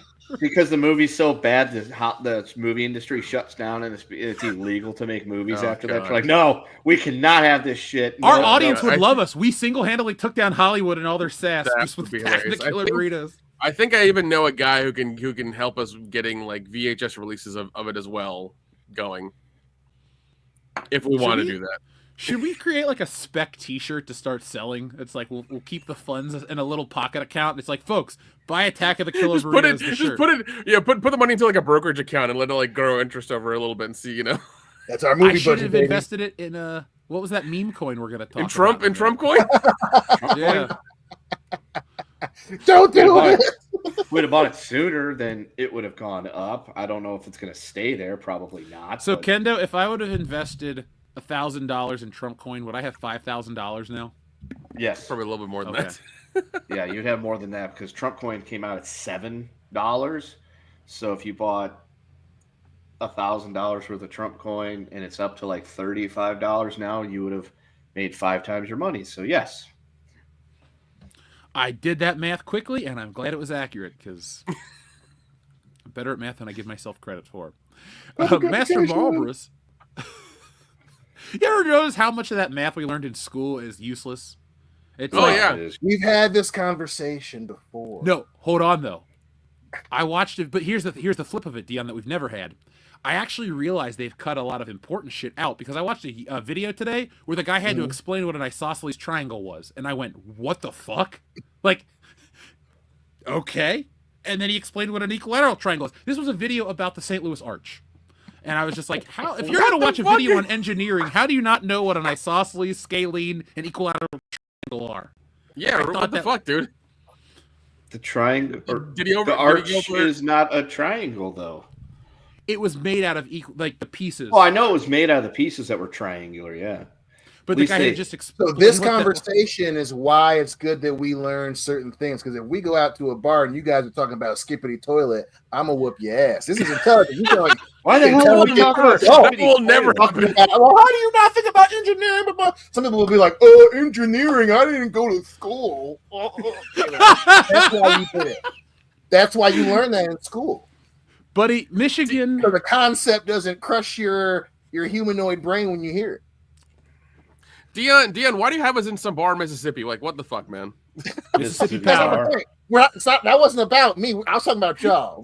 We'll cross that bridge when we get to it. There's a reason. We're not going back to Mississippi, Dion. I'm just telling you right now. I don't want to go back. In going back to. I have no need to ever go back to Mississippi because I don't live anywhere where I'd have to drive through it to get to New Orleans. Yeah. The mighty Mississippi, the old miss, Mississippi the old man. Old Man River. My home is over, Jordan. Thank you. And now I have a copyright strike. Awesome. No, we don't. We were quoting a movie. We weren't singing a song that no one even listens to anymore. I've never heard the song. I just know the movie. Yeah, I was gonna say I just know about the movie and the sign where it says rib tips. Yeah, fuck that. Y'all are wild. Nah, that ain't me. I'm from the south side of Chicago. I'm on vacation.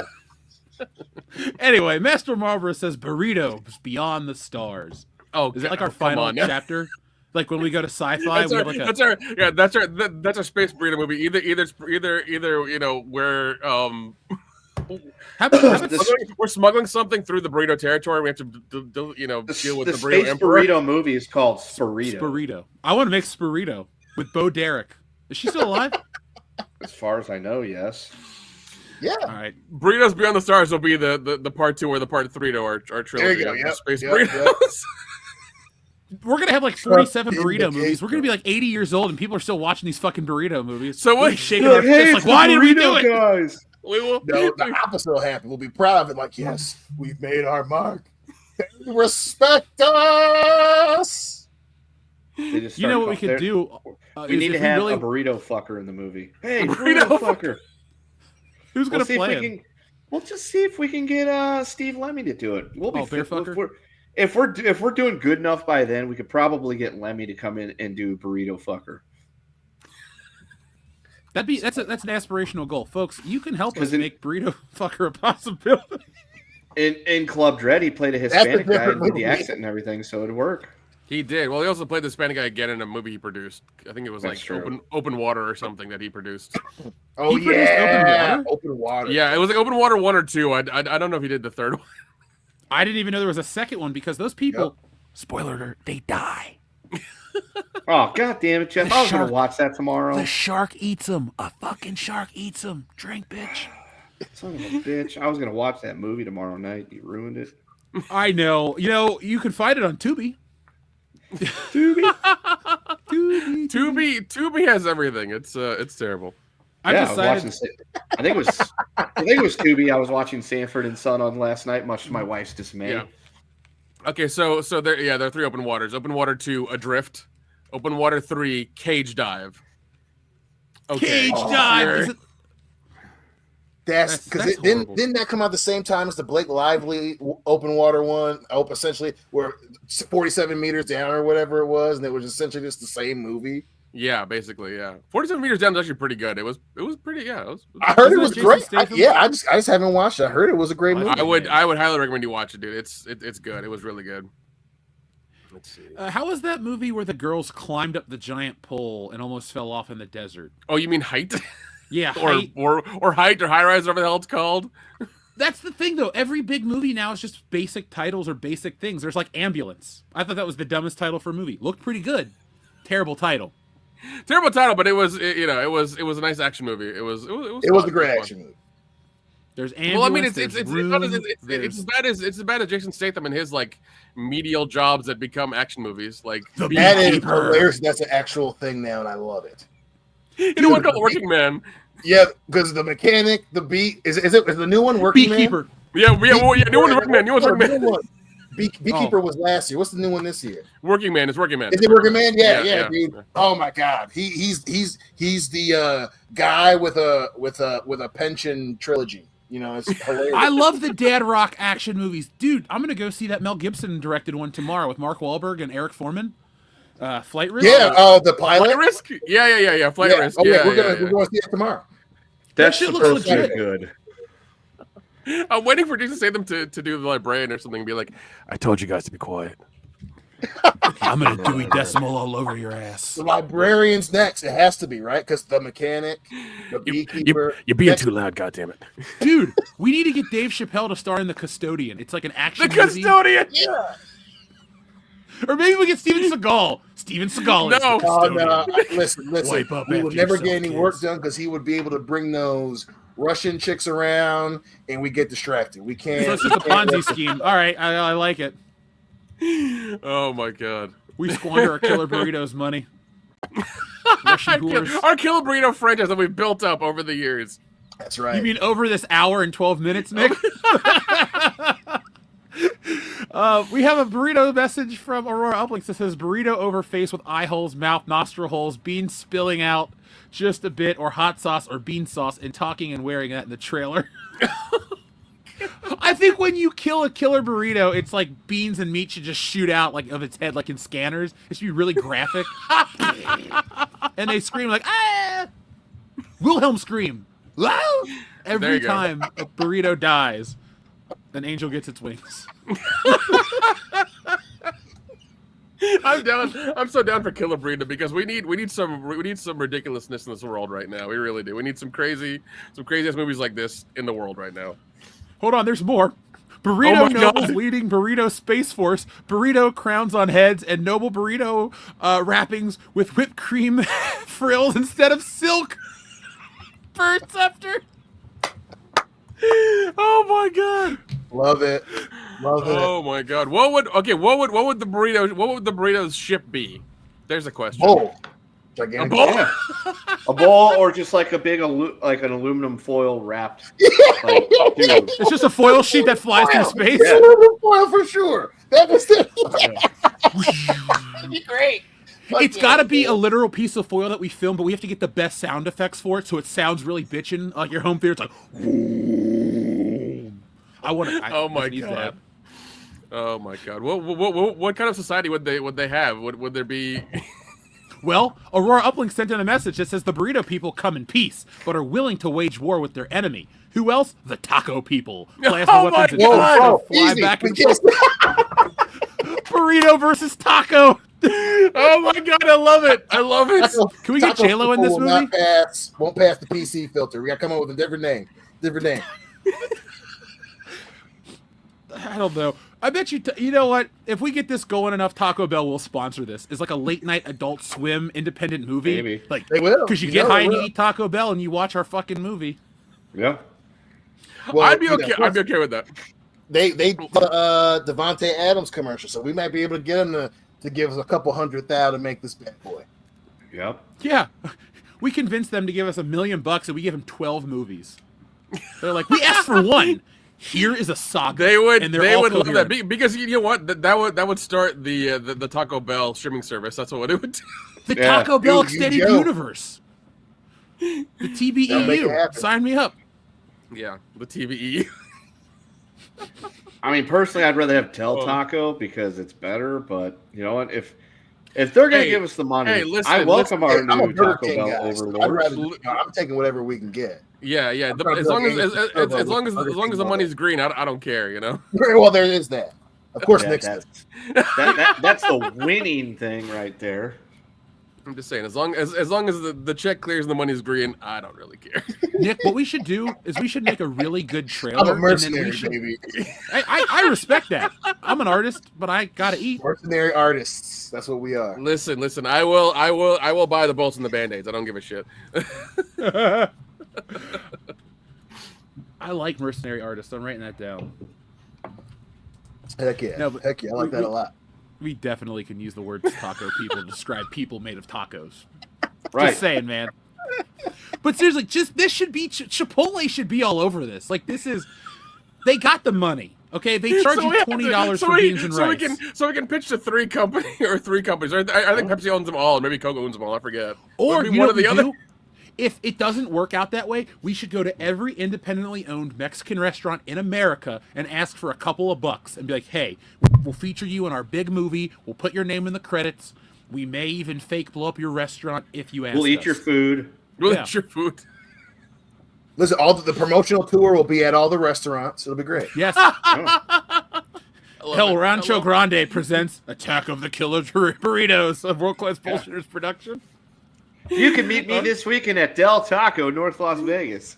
Come on out. I can see Kendo getting a line of people.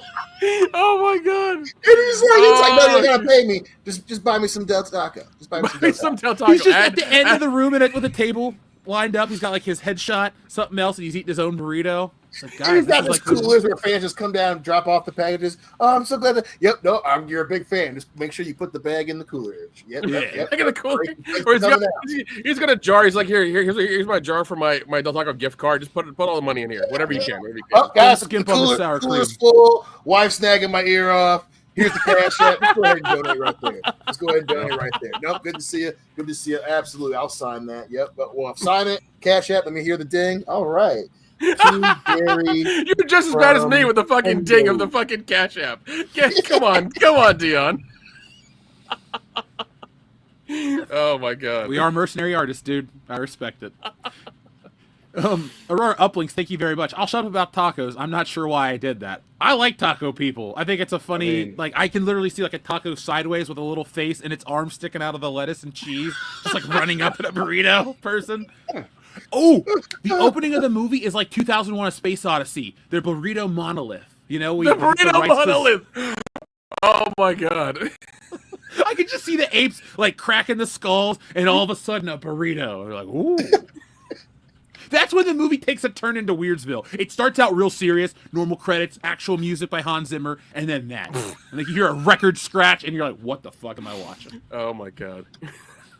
Let's see. Aurora says you need cats in milking cradles to salute Dune 84. What the fuck?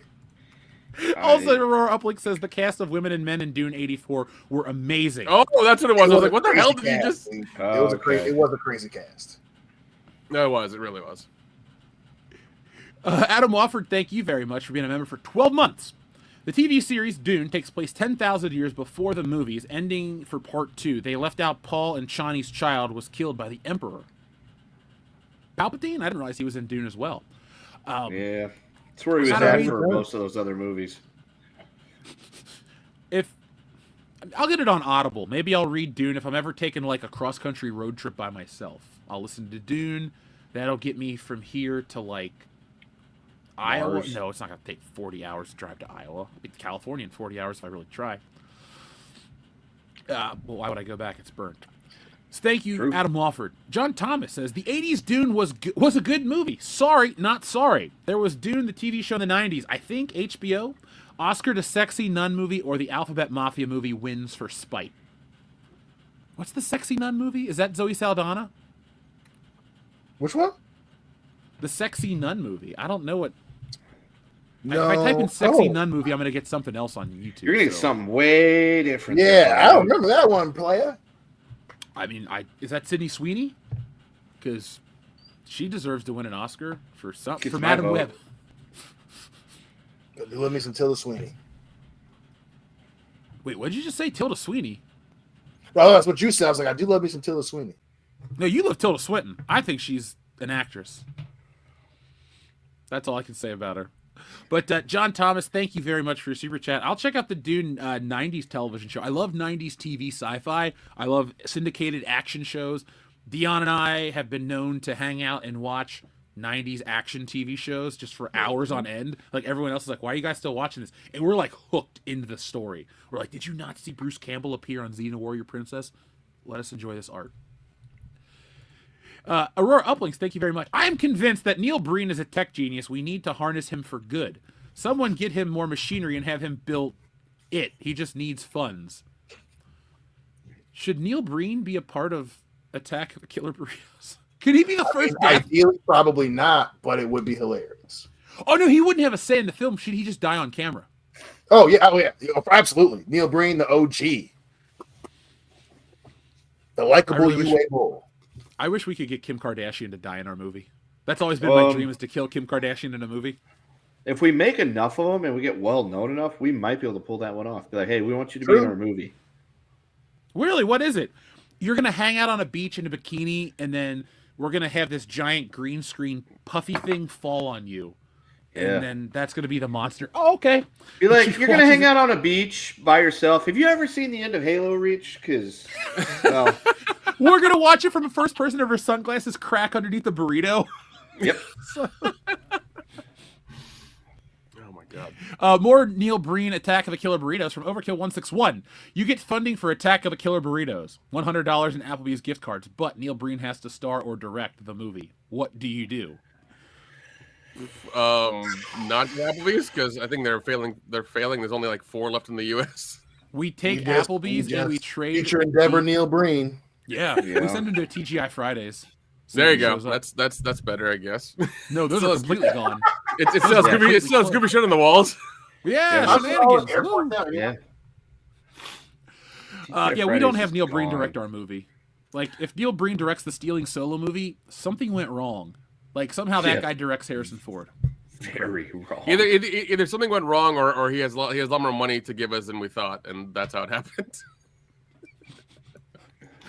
Now, I know what you mean by the end of this message, but Burrito Team, me encanta cuando un plan sale bien, or sale bien. I'll take a dookie.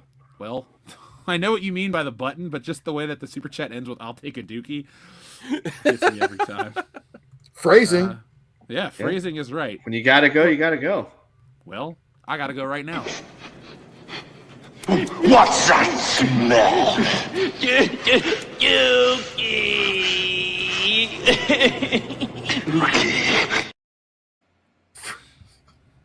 Hulk Hogan should have won an Oscar in 1989.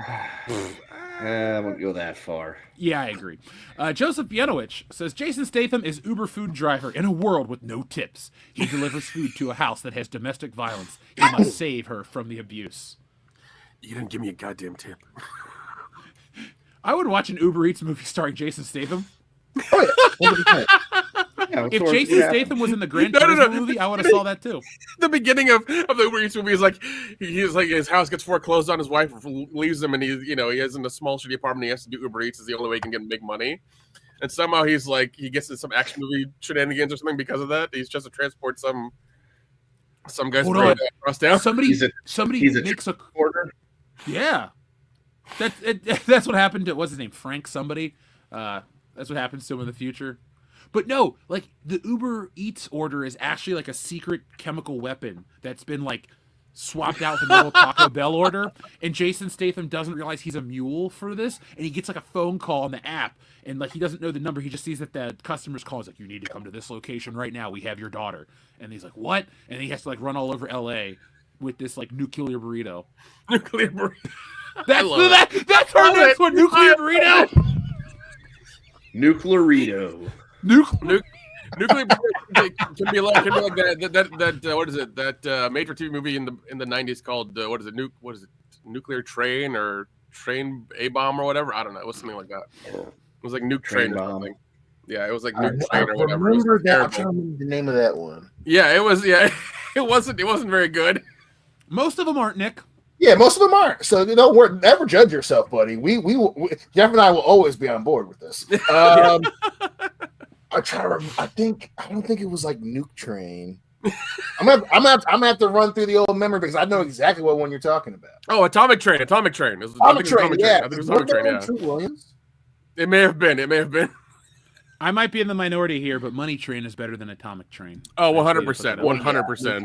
I'll fight that battle with you, brother. Money Train. I would even be okay with it like a Money Train 2 almost. Is Money Train like the spiritual successor to White Men Can't Jump? Almost. Yes, it is. Yeah. Well, because they became really good friends after White Men Can't Jump, so I'm just gonna assume that every movie they do together, is just a eventual sequel of White Man Can't Jump, and I don't count the remake because Jack Harlow sucks. Dude, that remake was so difficult to watch. Like, you ever sit down to watch something, you're like, oh yeah, sure, this will be an easy 90 minutes. I kept looking at my watch, like, come on, this is gonna be over. It was fucking horrible. It did not look good at all. It did not. Hulu should be ashamed. Yeah, I actually watched the original one again because of that, and I was just like, man, this is so much better. I don't want to sully the memory of this by watching the remake. Yeah, Jack Harlow is not even in the same sphere as Woody Harrelson, so he deserves the professional slump he's in because of that. Because it's like you were never that guy yet. You didn't earn that role yet, son. Sit down somewhere. So yeah, it is Atomic Train from '99 thriller. Yep. An out-of-control train carrying a nuclear weapon careens down the mountains towards a heavily populated metropolis. I mean, it sounds like a winner to me. I'm in. Man, that's good shit. That's good shit. Add it to the list of terrible movies we watch for Patreon. All right, I will. Up next, we had a message from another listener. Our friend Aurora Uplink says, "Sell burrito hats. Everyone loves comical hats." Wait, we can sell tinfoil hats and make a killing. What we do is we take a sheet, because you know how they wrap the burritos in foil at all these places. You sell a burrito hat in a folder, and it has instructions on how to fold your own tinfoil hat. That's our hat. There you go. We sell for $5. What does a sheet of foil cost? Like a quarter? Less than that, actually. Up next, Xavier Deguy has a fuck, marry, kill. Mortal Kombat 95, Johnny Cage versus Scorpion, Liu Kang versus Sub-Zero, and Reptile. Okay. These fight scenes, I'm going to go with marrying Cage versus Scorpion, because not only is that a good fight scene, but it starts out in that forest, and then it goes into the hell dimension, and then it ends with Johnny Cage writing a signed note to my biggest fan after Scorpion's dead. I laugh every time. So that one gets the marry. I'll fuck the Liu Kang versus Reptile and kill Liu Kang versus Sub-Zero, only because it's kind of short. Damn you, Xavier. Marrying... you know what? I'm gonna marry Liu Kang, Reptile. I'm banging Cage, Scorpion, and I gotta get rid of Liu Kang versus Sub-Zero only because I have that sweet, sweet love making from the Reptile. Because they even have the voice. He kicks him through the wall, and it's just hilarious thinking that Johnny Cage is just outside dancing to the Mortal Kombat theme instead of going in there and just ganging up on Reptile. Well, can you blame him? That song. No, I don't. If I just saw a dude kick someone through a wall that I just met, I'm not getting in the fight for that guy. That dude just kicked you through a wall. You handle it. That movie had the gnarliest soundtrack, though. That turns 30 this year. Let's feel old for a second. Oh, you bitch. Combat begins summer 95. Retirement begins summer 2025. Thank you, though, Xavier to God. Nick, Kendo, do you have ones to add, or do you not know this movie well enough to? I would kill Liu Kang Sub-Zero because the wrong guy won. So there you go. I was a Sub-Zero kid, so I was pissed. So was I, but Liu Kang was great in that movie. You knew that they were never going to have him win in the movie. I know, but I was like 12. I had hope. Well, it didn't pan out. I'm sorry. No, it didn't. They can't all be winners, Jeff. It pan out. Sorry, kid. I was gonna use a wish in one hand, shit in the other thing, Kendo. I'm glad you went with Bad Santa as well. TLJ Screwjob has been a member for 23 months. Says, I really like Scott Jennings is on CNN, but one of his jokes, executive order, was involved in making Star Wars 7, 8, or 9. Jail? That's how bad Disney Star Wars is. I mean, I don't know who Scott Jennings is, honestly, on CNN, but any time that you can make fun of the Disney Star Wars movies publicly, you're cool in my book because, well, those movies deserve to be lambasted forever. That's why we're parodying them. So, folks, be on the lookout for Stealing Solo 2 in a few months. Xavier to God, thank you. He says, all right, guys, he's been a member for 23 months. Got to give credit. All right, guys, between Spider-Man, Batman, Wolverine, and Superman, you got to pick one to erase from history forever. Who are you picking? Also, would you rather watch Mortal Kombat Annihilation or Street Fighter? First off, Street Fighter's from 94. Yeah. But, I would wipe out Superman because he's my least favorite of the four. But if you wipe out Superman, you don't have any of these other superheroes. So, domino Yeah, effect. that's true. But I'd get rid of him if I had to. What say you guys? Well, what were the choices again? Spider-Man, Batman, Wolverine, and Superman. You got to pick one to erase from history. Spider-Man, Batman, Wolverine, and Superman. God, that's solid. Spider-Man. I'll do Wolverine because of those four. He's my least favorite. Yeah, I'll go with that as well too because the other three are pretty substantial to pop culture. Wolverine is as well, but like with those other ones, not so much. Well, damn it, Xavier, you really. I know you did this on purpose. I know, right? Yeah. If you can guarantee that the other ones live, I'm getting rid of Superman because the eventual idea of a do-gooder at all times character is a lot less believable than Spider-Man, Batman, and Wolverine. Superman, the Boy Scout thing. Don't get me wrong, super important. He's obviously my least favorite of those ones too. But he's the OG comic character. I'm getting rid of Superman because he's a way less compelling than the other three. Well said. And then Mortal Kombat Annihilation or Street Fighter the movie. What would you rather watch? Oh, I'd rather watch Street Fighter. Street Fighter. It's got Raul in it, Julia in it. And it's got Jean-Claude Van Damme. Yeah. Just hopped him on all the cocaine in the world. Yeah. The entire time. Dude, he was high on cocaine and plowing Kylie Minogue. That dude is. Oh my God, that's awesome. Yeah. You talk about a dude with a coded lifestyle. You don't want something like Michael Jackson and Chuck Norris. You don't want the boring ones. You want the Jean-Claude Van Damme. That dude was the entire time they were filming too. Yeah. Look, Chuck Norris is one of the toughest people to ever live, but he's very, like you said, Dion, he doesn't have a life I want to live. It's like, I've been married all this time, and we have a good life and good kids. That's what everybody wants. But if you really think about it, you all want to go on a cocaine-fueled bender where you bang supermodels and the chick that sings the locomotion. And you get paid millions of dollars to be in shitty movies, and people still look like you can do no wrong. Hell, in that case, give me George Lazenby's lifestyle. Okay, give me that one. Oh yeah, dude, he's the richest of all the James Bonds because he invested in real estate. Yep. So it's like, oh, James Bond actor, that guy failed. No, he didn't fail. He married a model. He banged a bunch of other ones. Like, dude, he banged. Had a cooler life, but... he banged all the women on that set so much so that they put a doll in front of him, being like, "Here's what we haven't done yet." Like, I think the documentary's still on Hulu. Like, please go watch it. It's so much fun. It is a great documentary. And that was the storyline in the James Bond movie that he was in. Yep. It was. That's what's crazy about that shit. Yeah, and they really were trapped, like, serious, method acting is all that was. Oh yeah, dude. Yeah, and the shit he pulled off just by having confidence and demanding it was like hilarious. It was just like he got everything he asked for, basically. That's all you got to do is ask, folks. Ask. I asked Xavier to God to stop this because it hurts my back. Batman Begins is 20 this year. Can you believe it? Oh, dude, what the? Where's my Advil? Where's my Super Troopers is 25. Go fuck yourself. Super Troopers is not 25. Pretty sure it came out in 2000. Oh god. No, Super Troopers 21. 2001, excuse me. I thought it was 2001, but maybe there was like a 2000 release at like a festival. Super Troopers is 2001, so it is 24 years old, but still, it's yeah, it's not 25. Take that, you son of a bitch. Fucking close enough. No, yeah, close that 1 enough. year No, matters. That year means everything now. Everything.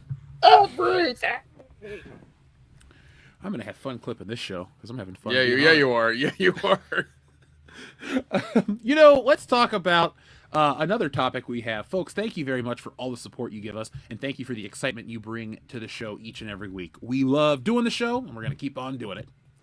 So one thing we like to talk about is the intersection between entertainment and life. And sometimes people that aren't necessarily entertainers are the most entertaining people because of the internet. And so real-life Tony Stark, a.k.a. Elon Musk, has been in the news for this gesture. And have you guys been laughing at this? Because I've been thinking it's hilarious. Like the people on Twitter fighting for it and fighting against it. It's hilarious, dude. I'm the same. It's just like I understand what I understand the whole thing, but it's like people harking on this and being and all that stuff that's going on. I'm just like, you need to. There are bigger issues at stake. You need to calm down.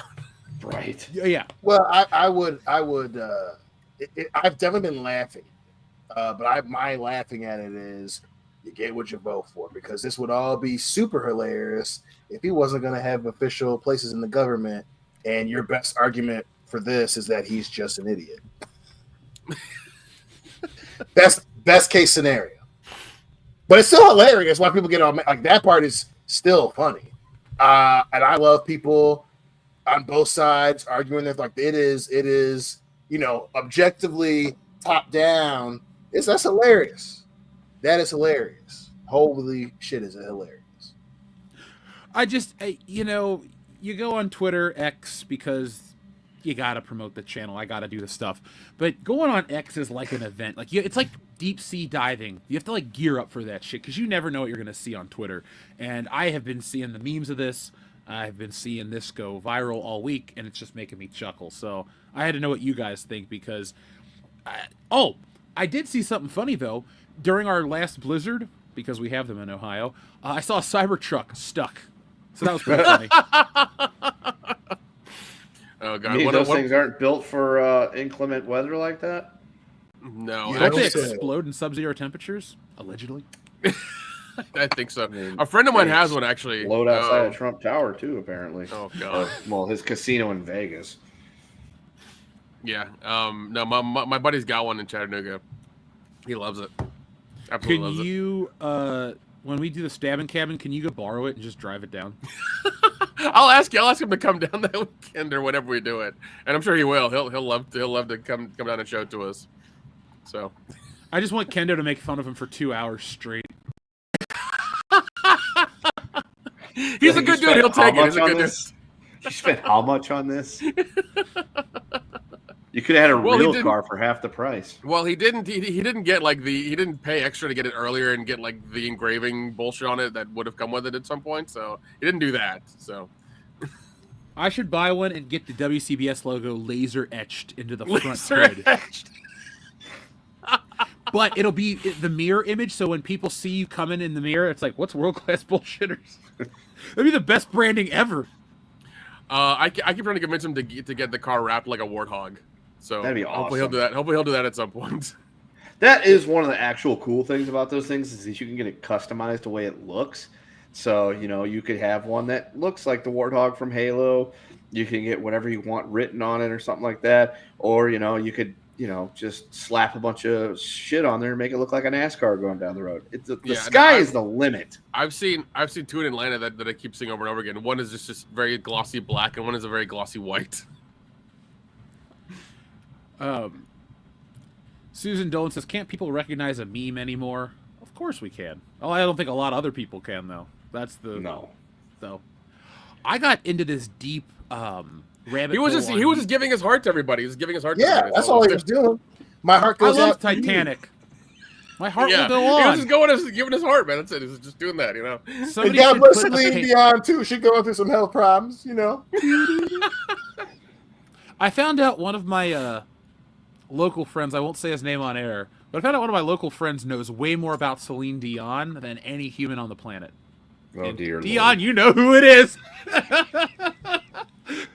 But we were on our way to, after AEW, and we start talking about something, how shitty it is. Oh, and he's dear like, God. yeah, Celine Dion and her husband Philippe and this and that. I'm like, whoa, you know her fucking husband's name?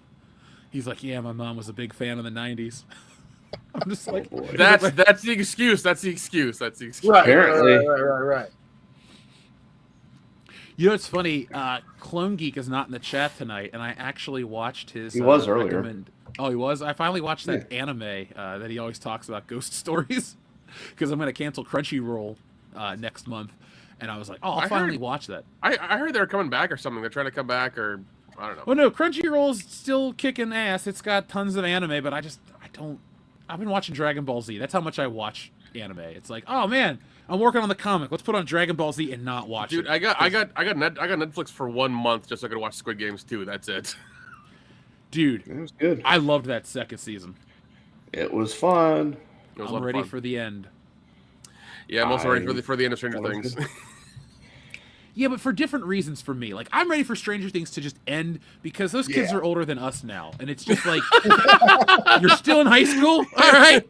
Are you that slow? Like, I get it, man. Finn Wolfhard is like 9 feet tall and has a beard. Oh, speaking of Phil Wolfhard, yeah. He directed a horror movie that's coming out soon. Oh, good. Yeah. You know, let's see. Nick, word on the street is he's on the short list for Attack of the Killer Burrito. I don't know where I heard that rumor. Ooh-wee, let's go. It's called Hell Summer. Oh, hell of a summer. I can't read. Okay. Let's see. And it's just basically like a summer camp slasher movie is what it is. Oh, so we made Sleepaway Camp. Yeah. Basically. But you know, yeah, so He wolfs very hard. He's the hardest wolf you're ever gonna find. Oh, I don't even know what to say to that one. Yeah, that caught me off guard too. I was like, damn. Clone Geek, the anime dub is glorious. There's the Jesus Freak and the other one. Those people clearly were just taking the piss. Like, they do not care about any of this that they're dubbing. It's a great, easy job for them. Back when anime wasn't that popular. So, now they have to be super accurate because, cultural appropriation or whatnot. Dude, the thing that pisses me off about accuracy in some of this stuff is some of the stuff that people are hungry for sucks. Like, here's my hot take of the day. The music from Dragon Ball Z, the Japanese version, sucks. Like, just flat out. Not even going to humor it. That theme song is okay, but the music at the end credits is garbage, and, like, the music in the show is pretty shitty. Like, the American one topped it because it was different and intense, and it made you feel like you were going to power up and watch the show next week. On this one, it just sounds like Inspector Gadget will be right back after these messages. It's just nothing special. Oh, so let's see what else everyone's saying in the chat about what we're talking about tonight. Susan, do me a favor. Send me your favorite, some of your favorite memes, because I want us to bring back meme of the week. Anybody, send us a meme to our Facebook page, email, Twitter, X, whatever it is. I'd like meme of the week to return. It can be topical like Elon Musk, or it can be stupid like most of the other memes. Like the rabbit hole I went down, that there are now AI generated memes and AI bot accounts talk to each other over their AI generated memes. Like, yep, that's a thing. Yeah, there's a channel on YouTube that I occasionally dip my toe into, and it's presidents talking to each other. So the other one was like U.S. presidents playing like NCAA 25 or something like that, and it was like Trump and Biden and Obama and all that stuff. AI voices talking to each other while just shit talking to each other while they're playing college football on Xbox. It's the stupidest thing in the world, but I will get stuck watching that for like 2 hours, and then it'll be like 11 o'clock. Like, man, I went to bed 3 hours ago. Why am I still awake watching this dumb shit over and over again? Oh, this next one's only 5 minutes. I got time for one more. I go down those same rabbit holes too. Like today, the St. Louis Arch. I watched a 10-minute Facebook reel about how it was built. I was like, why am I watching this? I don't know, but I do. With cranes, Jeff. With cranes. Yes. They used lots of cranes. Ukraines. No, they didn't use any of those. Oh, well, there might have been. Yeah, I can tell you all about it. Believe me, I know an awful lot about the St. Louis Arch. You might be surprised to hear that, but yeah. Well, you have a national landmark. We have the Union Terminal Station, which is our big historical landmark here in town.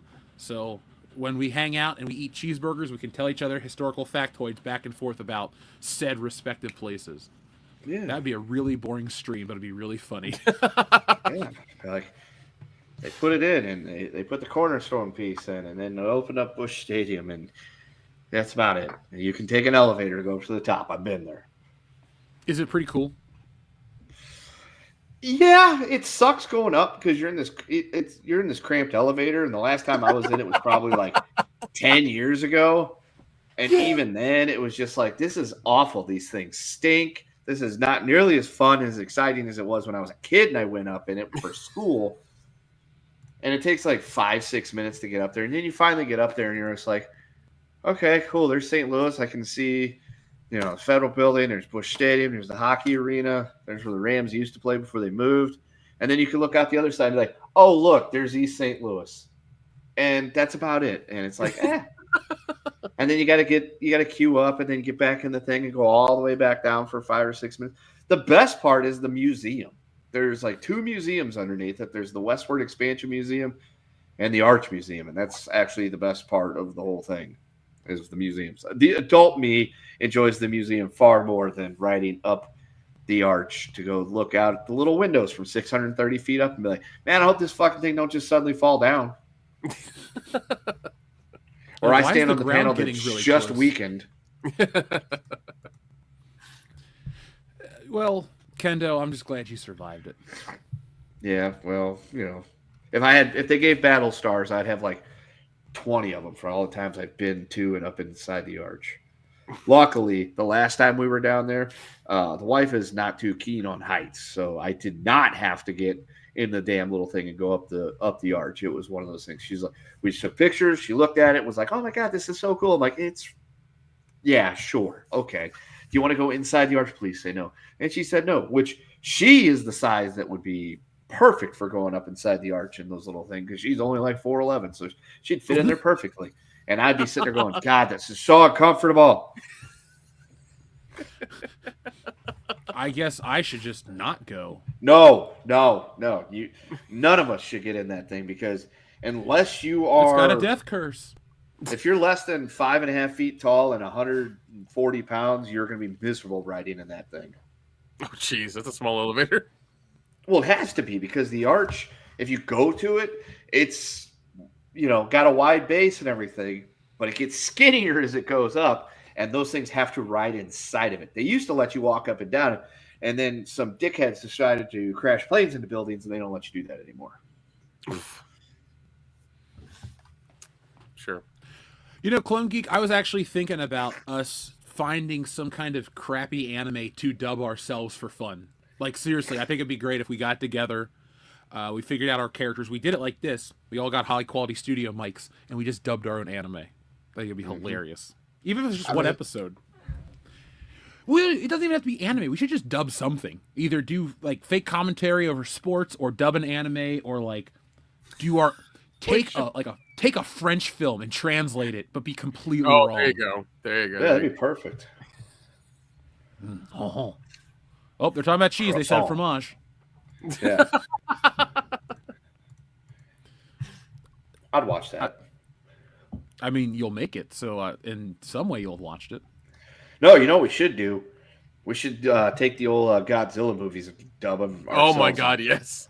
So get the Japanese cut, the originals, and then we could dub that like when how they made the original Godzilla when it was just Raymond Burr walking around just superimposed or in films shot for the movie that weren't real because they were added into the Americanized version of it. We should do that. We should just dub ourselves into those types of movies. I think that would be fun.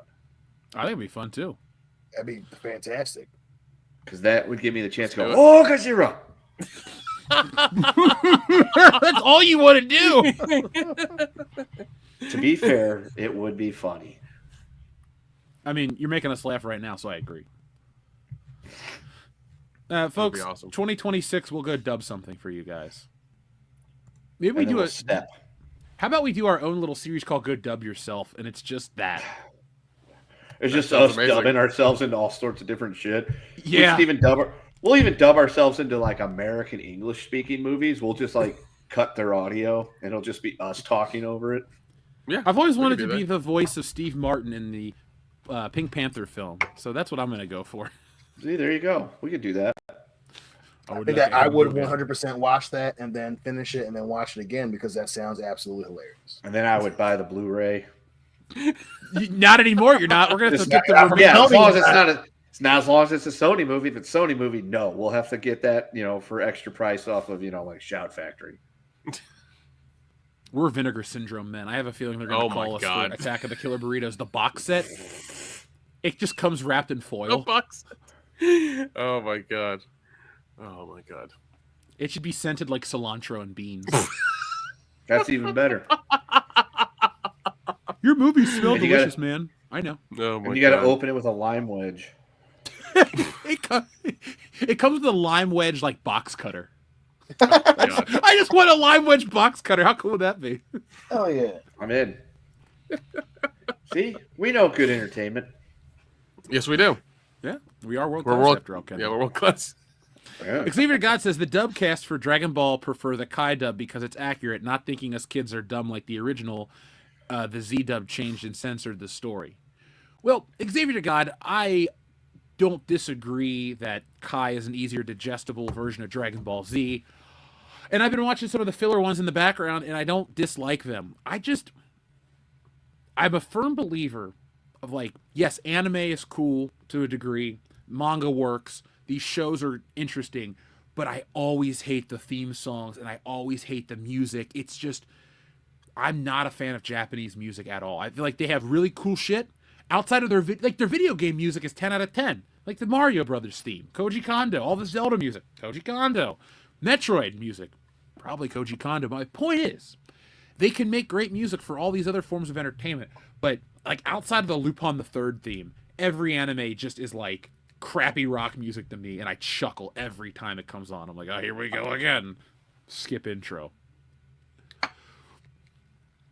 Let's see. I haven't heard the Rama 1/2 theme song yet. I just if I'm going to do anime music, give me the American Bruce Falconer Dragon Ball Z with that guitar that we use in episode 400's intro. That's Dragon Ball Z to me. When I was making the intro for episode 400, I would watch those clips and I'd be like, I'm ready to watch this fucking show. I miss that excitement. And I know you might say, oh, it's just because you're a kid. No, with the right music to amp you up, it always hits you in the right way. Tons 100%. Of movies, like Star Wars. Every time he's about to blow up the Death Star, I'm like, here we go. The music swells. This is it.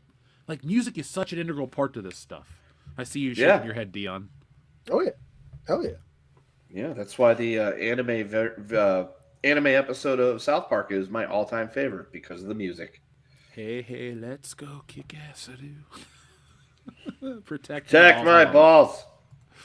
Let's fight it. Remember we were in Chicago listening to that on the way back, kind of drunk. Yep. Leap was driving us. Oh, yeah. Thank you, Xavier to God. I did watch all of Dragon Ball Z Kai last year, and it was kind of fun. I just want to get the 4x3 original Dragon Ball Z in 4K with the Bruce Falconer music and call it a day. One box set. But Funimation will never do that. Because they're going to be like Disney Plus, and they're going to stroke you forever financially. Squeeze as many pennies as they can out of you. Yeah. Milk the cow. The titties are dry up at this point. Can't have that. No, nobody wants dry titties. Folks, press 1 in the chat if you're against dry titties. I better see a shitload of ones. Well, I'm going to lead the pack. There we go. No dry titties on this channel. Mm-mm. There we go. There's Nick. I see Nick in the chat with his wonderful piece of art. Michael knows no dry titties. Clone Geek Dr. Coffin Nails. Thank you, folks. Keep the titties moist.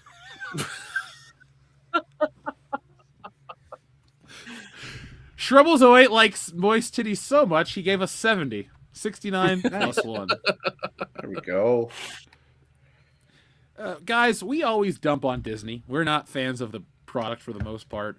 But Bob Iger may or may not be leaving. But that's irrelevant. Would you like to guess how much his pay package was after his promotion in 2024? The total cost of the package. Yeah, how much did he get in 2024? Oh, in 2024, I'm gonna say that he got for 2024, despite Disney being down, I'm gonna say he got 59 million. 59 million. Dion. Nick. 60 million. Kendo. Are we playing Price is Right rules? Closest without going over, yeah. $1. Kendo wins with $1, Bob. Shrubbles away, or sorry, not Shrubbles away. TLJ Screwjaw was pretty close too. He got $41 million. Oh, I was gonna say like 30, 35, something like that.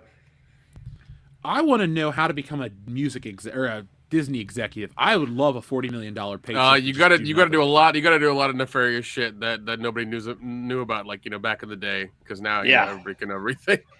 Yeah, you got to know where all the bodies are buried, so you know who to blackmail and how to do that. Exactly. Yeah. No, you got to get into the business. You better become somebody's intern. You hang around them for forever, and then you just slowly, after the years of massaging them and telling them that's a great idea, when they want to give someone a promotion, you put your name in the hat, and and you just do that all the way up.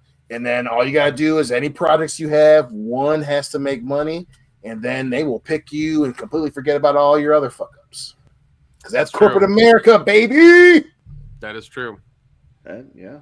Sounds. Those are your life lessons with Dion. So, guys, as we close out, we get closer to the Rumble. Who do you guys have for winning the Rumble? Anybody? Ooh, Hillary and I were just talking about this after Genesis. Shoot. Who was my pick to damn. Oh, I think it's gonna be Punk. That's who I think is gonna win too. Yeah. Kendo? I'm trying to think. So I know the other day I said my final four was gonna be Super Cena, CM Spunk, Henry Rollins, and Drew McIntyre. I think we had Drew McIntyre on there. I'm trying to remember. But I also thought, Rock the Dwayne Johnson might come back and enter into Rogaine Ramirez. I had Roman Reigns being in the final four. That was my pick for the final four. Oh, if I had to pick somebody right now, see, Cody has a belt. Who's got the other belt? Gunther. Yeah. Okay, so Gunther's got the other belt. Oh, I'm going to say that the winner of the Royal Rumble is going to be... Someone's taking a lot of time for being so sure. I'm not sure. That's the problem. I'm not sure. This is not like other years where you can be like, oh, yeah, he's going to fucking win. Because they're not going to do Roman Reigns versus Cody Part 3. They're not going to put a belt back on Roman, so he wouldn't even win it and go after that. So before you give your official answer, I'm going to throw a monkey wrench at you. Give Please me do. what you think WWE should do, and then give me what you think WWE is going to do, and then give me your pick for the Rumble. So WWE should have Drew McIntyre versus Gunther, because that would be a hell of a fight. They should have Cody versus Punk for the title. They should, because that's kind of what people want to see. So that means Punk should win the Royal Rumble. But I also see them doing something really stupid and letting Cena win the Rumble. But I also think that they need to make him spend time trying to get and chase the title. So let's go with, I'm just going to, chalk it Punk. Punk's going to win the Rumble. That was a very circuitous route. Yeah, I'm just glad that, I don't know if it's because I haven't been paying attention that much this year, or if they're just to the point where this one isn't really predictable, because they haven't had a Batista come back. They haven't had somebody that they clearly were hot-shotting to the moon right now going on. So, yeah, there could be anybody winning the Royal Rumble. It is an interesting place that they're in, where it's a good thing that we don't know who's going to win the Rumble, but I have 100% lost faith since CM Punk beat Drew McIntyre. Oh, remind me at the end to talk about my NWA news. But for the Rumble itself, I just don't want to see like John Cena win, and I don't really want to see Roman Reigns versus Cody Rhodes 3. That's kind of it for WrestleMania for me. Those are the two things that I'm like against. But if Rhea Ripley loses to Charlotte Flair, I'm gonna be pissed because I hate Charlotte Flair with a fucking passion. You know she's gonna win. Yeah, she's. Then they're gonna have her hopefully win it back at Mania, but you know that they're gonna fucking put the belt on Charlotte Flair. She's not. It pisses me off, and I love Charlotte Flair, but it's like, you know, it just annoys the hell out of me. But you know that's what they're gonna do because they're obsessed with Rhea getting the belt back as opposed to letting her have the belt.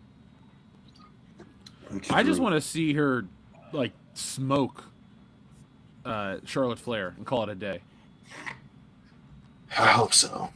That would be awesome to me. I hope so. Especially since that interview with Cena squashed, that'd be great. Yeah, I think especially because that interview with Cena when they talk about how he got squashed at SummerSlam by Brock.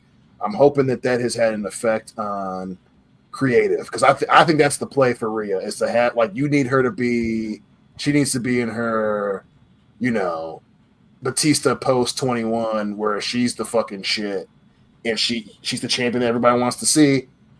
And the best way to do that is to have Charlotte come because Charlotte can take it. Have her come back and lose, and then Charlotte can Ric Flair her way back since clearly everyone wants her to just be Ric Flair.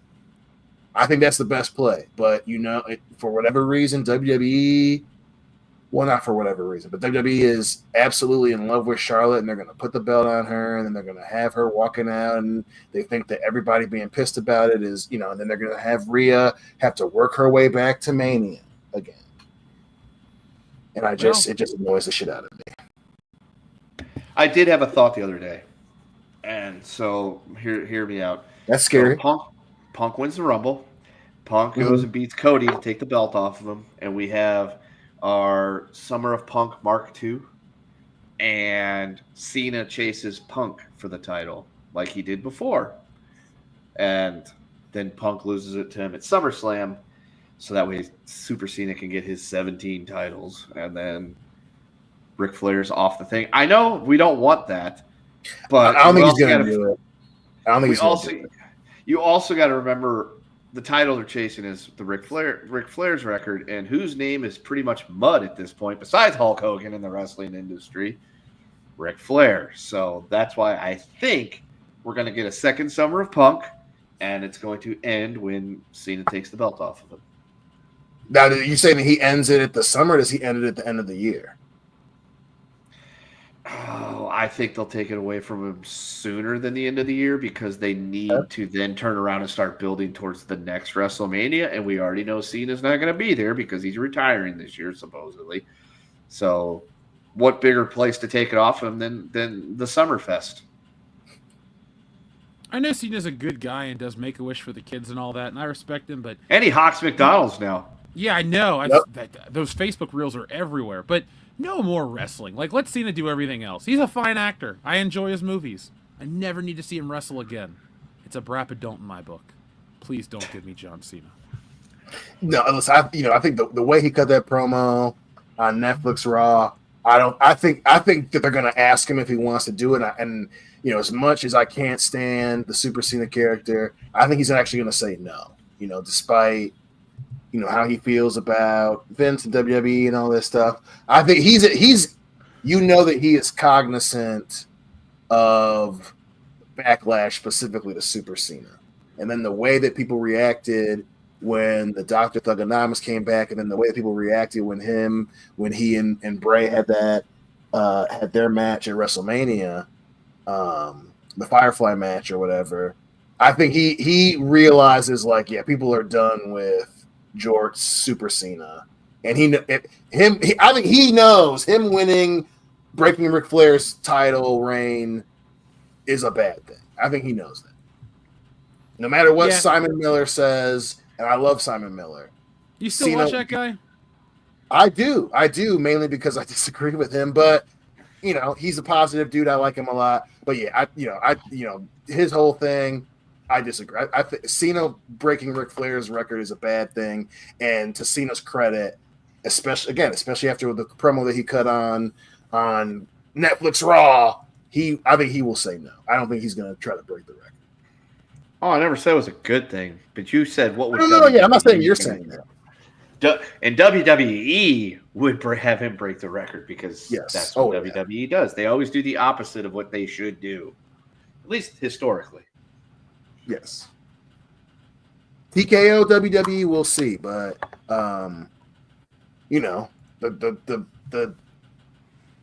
the thing that's scary is that TKO doesn't really know wrestling like that, and at least as far as officially on the record, it's Triple H, and and listen, NXT's awesome. Triple H he scores more touchdowns than he throws interceptions, but it was also Triple H who thought the authority angle was a good thing, and that's the part that scares me. But also, what does TKO love? Publicity. What's a good way to get publicity? John Cena being your new 17-time world champion, breaking what was known as the holiest of holy records in wrestling after the streak. And I think that's why they will ask him. I agree with you 100%. They will ask him to do it. I believe he's going to say no. I honestly think he'll say no. Do you think Ric Flair will say no to the idea of coming back for one last match for a bag of money? Oh God, no! You know that he's not, and he said that a couple weeks ago too. So yeah, you know that Ric Flair has no problem giving us all another aneurysm with one more match. And you know he's going to try to come back into WWE. You know that 100%. Especially now that Charlotte's back. Do you think that Ric Flair is going to die in a wrestling ring? Does it have to be a WWE ring? No, just doing his one last match. He's going to die in the ring. He's going to die in the ring. So then, would that actually be his last match? Do you think the ghost of Ric Flair will come back and be like, "I ain't retired the ghost"? Yet. One more I run think of the ghost. Ric Flair will try to get a bone. He'll try to work that he's dead into the storyline after that for sure, 100%. But he's revived by. We will know that ghosts are real because Ric Flair is still greedy. He's got a lot of ex-wives to pay, Dion. I'm surprised he didn't fake his death years ago to get out of the alimony. Dude, you're not joking. It would have been believable. If the news came out that, former wrestler Ric Flair is dead, we'd be like, yeah, I can see that. Poor Nate, R.I.P. Damn, it's so weird being a wrestling fan because right? I'm like, yeah, he would try to do that. That sounds like something he would do. The Undertaker was a dead person for 20 years. Mm-hmm. Yeah. Ric Flair gonna be like, Tupac couldn't pull it off, but I can because I'm the Nate. Woo! He's the 60-minute man. Speaking Space of Mountain wrestling, also has an afterlife. Woo! Speaking of wrestling, folks, there is another promotion with 3 letters that I did some work for. So I designed a T-shirt for the NWA because I'm friends with a wrestler. But yeah, I just wanted to let everybody know, like, we're building up the art portfolio here, and I got to design this T-shirt for the NWA television champion, Carson Drake. So he was all excited about the design. Here, let me move our faces so you can see it. But it's cool. That's just something that was on my bucket list to achieve. Design a wrestling shirt. Next goal, design a beer label. Done comics. Ooh. Gonna keep doing those. Want to design a beer label. Want to do all. Well, I kinds mean, of cool we need channel that. We could just make our own beer, and you could do the label for it, and done. Do you want to do a beer? Like, how we couldn't really. We were gonna make Brew Sexico. I'm down to dude. I want to make Brew Sexico.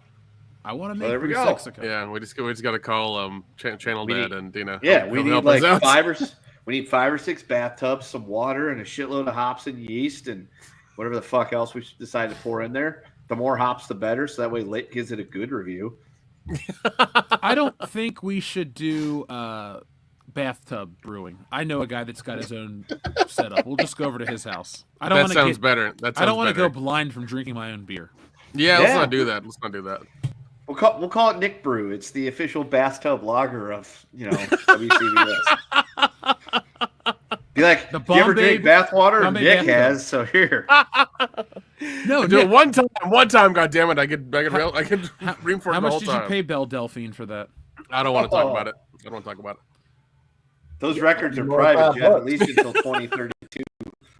Oh well, in 2032. What am I, the CIA? Calm down. Well, I mean, they declassified. Do you operate the on G.M.P. American soil? Martin Luther King stuff. We could get Trump to declassify those. Sure. Folks, I need you to all and go right now to the tweeter and tweet at POTUS that you want him to, declassify the Nick Beldell. I can't say with a straight face. Wouldn't you shit in your pants though if we get him to go? We get a bunch of people to go and tweet Trump's the POTUS Twitter that we need him to declassify the Nick documents, and he sends out a message like, today I'm going to declassify the Nick bathtub water documents. They're very big. It's a big deal. It's a huge deal. I know a lot about bath water. I've taken many baths, great baths. And I know Nick. Nick's a great guy. Oh my God. That would be hilarious. Huge bath. That's how we know we've made it, is when we control the highest office in the land. And he responds. Oh my God. Yeah, if we ever get a mention or a retweet from somebody that high up, I'm gonna shit myself and be like, wow, it happened. It just happened. I'm gonna walk into the principal's office and be like, I quit. We got a retweet from the president. I'm rich now. I mean, we're monetized on Twitter. I'm sure we get a lot of retweets, and so yeah, that would be impressive. That was my crowning achievement of 2024. I trolled a bunch of Disney fans and got monetized on Twitter because of it. So yeah, we can troll the president this year and get a bunch of tweets from that. God, we could troll a lot of people in high offices for sure. We should just invite Elon Musk to play Halo with us every day. Like, just send out the same tweet. Elon Musk, you down to play Halo? Here's our gamer tag every single day. We've been hailing Thud for years. We would love to have you come hang out with us. Dude, that would be hilarious. What would be even more hilarious is that if he sucked at Halo. That's what I think it'll happen. Nick, I don't know. That night we played when we weren't sober, we were pretty terrible. Yeah, we were pretty terrible. I looked over at you. I'm like, we should not be playing Halo right now. No, we should. Our KD ratios were garbage. Well, we were also pretty inebriated as well in many ways. So that didn't help anything. It was Dragon Con weekend, Nick. You don't go sober. Dude. You go sober. You don't stay sober. No, you don't. Oh my God. Is Reach the best Halo? I think it's the best multiplayer Halo. Yeah. I want to say Halo 2, Halo 3 are up there. I'm a 3 guy. Yeah. 3 was really, really good just for all the game mechanics. Personally, I have an affinity for the Reach story because it's such a good story and it ends on such a fucking down note. And it's like the opposite of all the other Halo games. Like, you save the day. No, not in this one. You watch all of your comrades be killed except one who gets away. And then you have to fight off the Covenant. And you do a decent job until they send out the elites with their laser swords, and you are fucked at that point. And then you have to sit there and listen to Halsey give you a voiceover while your helmet completely just decays and gets, terraformed into the ground about how your sacrifice isn't in vain. It's like, I died alone, lady, by myself, fighting off hordes of Covenant. That's pretty in vain. Yeah, sure, Reach will bounce back when we win the war, but no one's going to remember me. I'm Noble Six. They even took away my goddamn name. And I'm just laying there dead on a beach, alone, Halo Reach style, sword sticking out of my chest, and my helmet is laying in the grass now for some reason, even though I just dropped it right here. God damn it, it was a good story. Fucking love Halo. It was Reach. wonderful. Yeah. I fucking love the Halo series, man. I think I'm gonna go play some Halo or watch Superman 3. I can't. Isn't Halo getting ported to like PlayStation and Nintendo? PlayStation and yeah. You know what? I don't even give a shit. I'm not gonna buy a PS5. It's not gonna change me. I already got an Xbox, and I'll probably get this Nintendo because it's a Nintendo. But yay, Halo shows up on Xbox. Or, sorry, Halo shows up on PlayStation. It's kind of stupid. I do like exclusives, but what can I do? Bitch about it? Yeah, I mean, I feel like even the whole exclusive thing is going to go away soon, too, because... Yep. Yeah, because it's no not money going together. it's not going to make them any money. Plus, they have the Never crossplay Nintendo. thing. That's true, but I mean, they have the crossplay thing worked out, so it's fine. They do. Yeah, so I mean, there's no need to do these exclusives, like especially with like what is it, Helldiver or whatever. I wish that would come to another console. I'm looking forward to 5 years from now when you can get the brand new Sony box when they decide to merge. Yeah, you're not wrong. And Nintendo's just off by itself in the corner going, "It's a me." And People still buy my console. People still love Mario and Pokemon and Zelda. We're good over here. Yep. And that stupid Animal Crossing. Oh. They're like, we're big in Japan. I'm huge in Japan, comparatively speaking. That's true. Yeah, you 2 feet taller than everybody else. That's why I want to go there. I just want to be like, hey, everybody. It's really nice up here. That's why we had a hard time fighting them out there in the Pacific. You couldn't see them. They were too short. It's like, I hear people, but I cannot see them. Oh, they're all John Cena. Got it. So, guys. Oh, my God. Is there anything else you guys wanted to cover before we put this one to bed? It's been a pretty good show. There's one thing I wanted to cover for Kendo. Oh, God. No, you'll love this. You'll love this. I doubt it. Former U.S. Navy pilot explains why Top Gun fines aviators $5 every time they quote the iconic 1986 film Top Gun. Oh, yeah, I'm sure. Yeah, I've heard something similar to that. Watching the pilots do like the Top Gun breakdowns of the movies, and they're like, "There's too much talking in the cockpit during a dogfight." I'm like, this happens like at the facility. So let's see. The quote is, so in part of our bylaws that if someone overtly references the movie, it could be a direct quote or something that is really close to a direct quote, then it's automatically a $5 fine. They have to pull out their wallet right then and there and pull out $5 and put it in the pot or whatever. And it's enforced. It's expected to pay it right then and there. So yeah, old habits die hard. I think it's one point we were all fine because it was so ingrained in our aviation culture. So yeah, apparently the movie's so ingrained that like this happens all the time now. Like when you first get in there, you do it all the time, and everyone's like, "Shut up!" But you don't listen, and you end up spending $100 just in these fines to not say the movie quotes. If I was a pilot and that was the cool code of conduct I had to go by, I would never receive my paycheck. It would be just constantly going straight to the he quoted Top Gun fund. They would give you your check. It's like, huh, and then give it back to them. Be like, here, just no, because I feel the need for speed today, so you can just go ahead and hold on to that, okay? I know, Ghost Rider. The pattern is full. So yeah, hey, everybody, watch the canopy. Yes, so I just learned that. I want some butts. That's twice.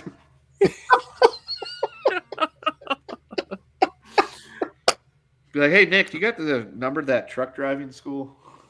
I'd be like obscure ones at that point. You'd get away with it. It would take, I don't know, how long would it take you to quote the entire movie, you think? Shit, 2 hours because it's the length of the movie. I'm about to say, that dude, Kendo, can easily, if we watch it, I'm positive he can say damn near every line in real time. What movie could you do that for, Dion? The same one you can. Okay, Star Wars. Or My Beverly man. Hills Cop. Yep, my man. I never realized how much of Austin Powers, The Spy Who Shagged Me, I knew. But we made Devin watch it, and Hillary and I were pretty much quoting the whole thing. We were just like, damn, I forgot how much I love this movie, because he had asked to watch it, and we were like, all right, now, you're not going to get all the jokes. You were making sure that fun of the 90s, and he thought it was great. So then it was something else that he wanted to watch. And we did the same thing. We basically quoted the whole movie. And it's all started because I was fussing at him about something. And he goes, and then you just make these references. I don't get what they mean.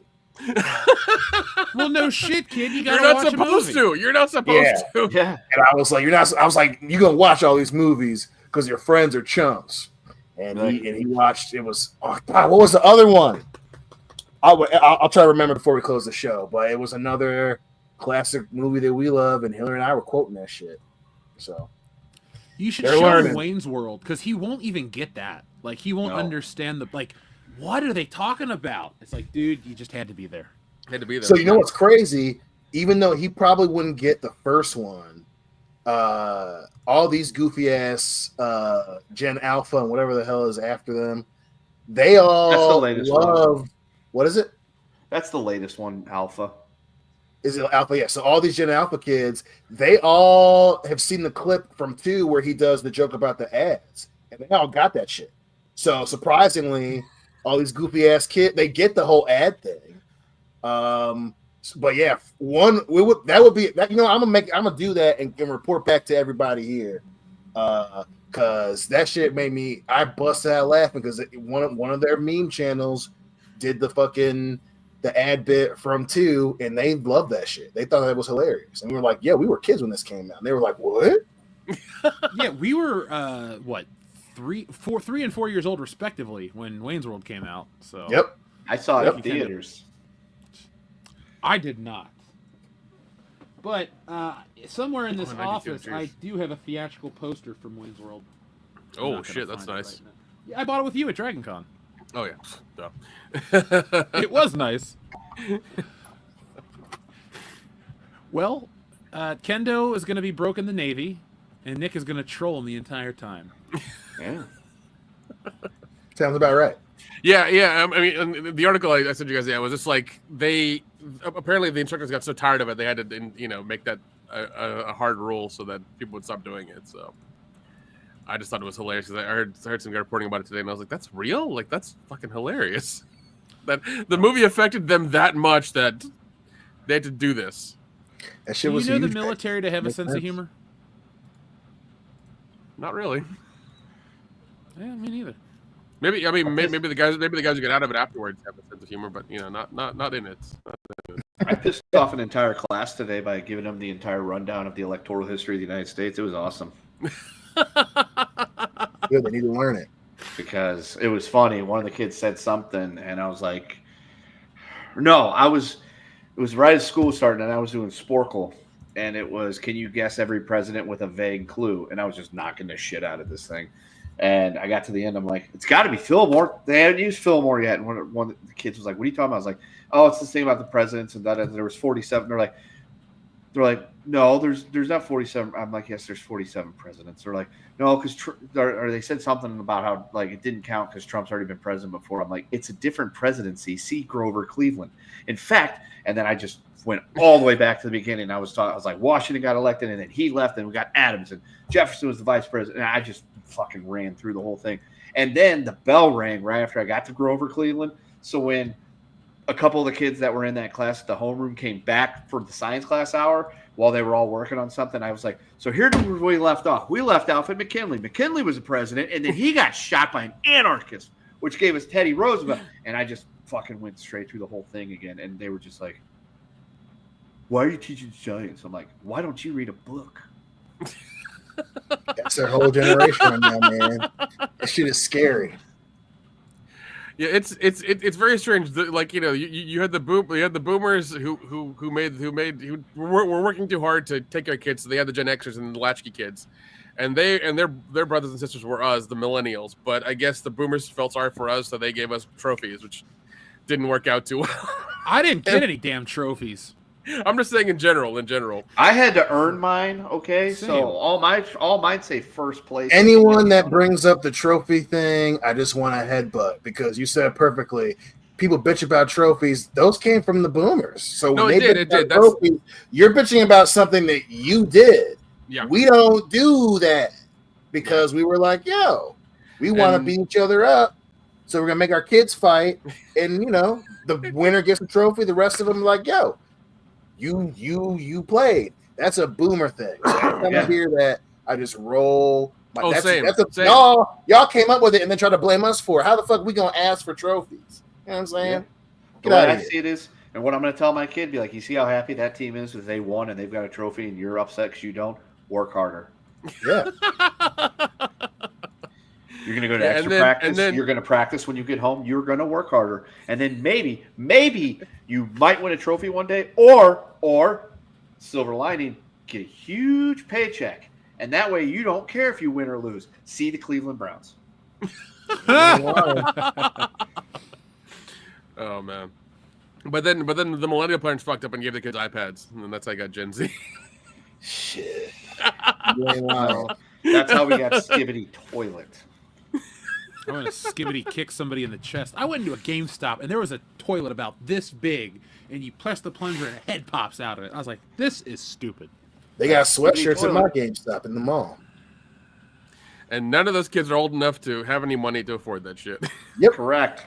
If I had a child right now... What the fuck does it matter? Like, dude, if I had a kid, and he's like, Dad, I want a skibbity toilet shirt. I said, no. I'd be like, no, it's stupid. Go outside. I'm gonna take your phone, go outside, and drink from the hose. Goddammit. Oh no, the boys got tablets for Christmas because they broke theirs and we didn't replace them.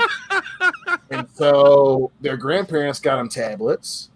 And D2's thing, he has a sense of humor, but he loves all that shit. And I straight up to him, I was like, I don't want to hear that. If I hear skippity toilet, you're losing your tablet for the day. I don't want to hear that goofy because their whole sense of humor is just loud noises and then fart sounds. And I was like, if I hear any of that shit, I'm taking it away. I don't want to hear that. That's not funny. I'll get Snapchats from him using Hillary's phone, and I'm just like, this makes no sense. Oh, it must be from D2. Okay. Because it's just like weird stuff. And I'm like, did I miss the humor? Because like Devin, every once in a while, will talk about something that we'll get, and we're like, oh man, that was really insightful. But most of the time, they're talking about stuff, and you're just like, is that English? I'm not having a seizure, am I? Strong? Yeah. Well, Kendo deals with the youths all the time, so I'm sure he gets it all the time. Yes, I am an expert on the youth. He got the ones in high school. That's dip. He got the fucking. No, I got middle school. I got 8th graders, so I have ones that are on the cusp of high school, and I keep telling them every day. They're like, "Why do you keep doing this?" I'm like, "I'm trying to get you ready for high school, because next year you go to high school. It's a whole different beast. You don't get to just sit here and do nothing and then just get passed along with everybody else, because at a certain point they throw you out and then you become a bum." And you live in a van down by the river, and they will not get that reference. No, they won't. Or make the Pulp Fiction one. You just a bum that eat the things that I throw away, begging for loose change. I want $1 every time you quote Pulp Fiction now. I want $5 every time Kendo quotes a Top Gun. I mean, I can get out of my way. Not the military? Deny you. I'm going to start referring to you. From now on, Nick, you are referred to as United States Navy Nick Utam, because you're the whole fucking everything. Yep. He is a seaman. I was once. Weren't we all? That's why you're submarine. Her name was Madeline. Yeah. Nick is the scuba commander over here. He'll go down on anything.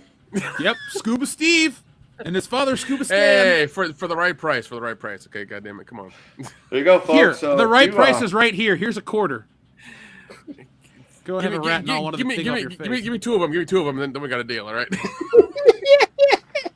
How about a Red Ranger power coin? Does that work? Sure, why not?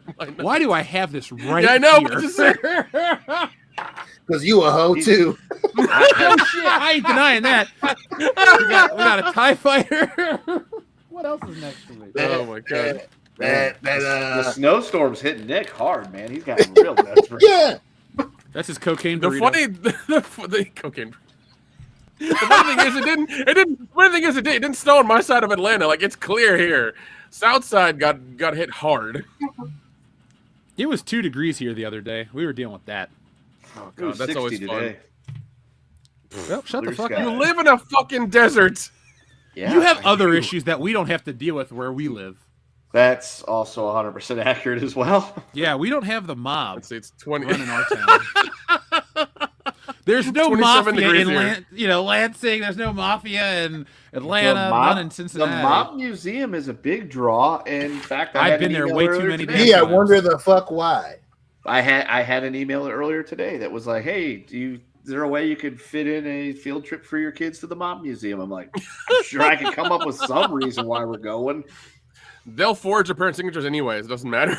Yeah, I'm sure I could come up with something. Be like, "Hey, this ties into, space science because shit, I don't know." Oh, because the Kennedys use mob money to get him elected. Perfect. Oh, I thought you were going to tell us that the Kennedys used the mob money to get us to the moon, like the well, I mob mean, funded the moon. The moon. Well, they used the mob by mobsters. They used the mob money to get elected, and then once he got elected, he challenged us with going to the moon. Not because it's easy, but because it is hard. See, I can quote presidents too. Yeah, so technically I'm right. I should make a fake YouTube channel, or another YouTube channel with a fake video called "The Mafia Funded the Moon Landing" and see if I can get like 1 million views out of it. I feel like a title like that would just go. Oh viral. no, that is 100% clickbait. People would click on that and just watch it for hours. Oh yeah. And then Michael Franzisi's on his channel will be breaking down the video and reacting to it and talking about how there's no evidence to prove the mafia funded the moon. And then we could do a crossover with him and be like, holy shit, worlds collide. Because I like watching the Michael Franzisi channel. It's actually pretty interesting.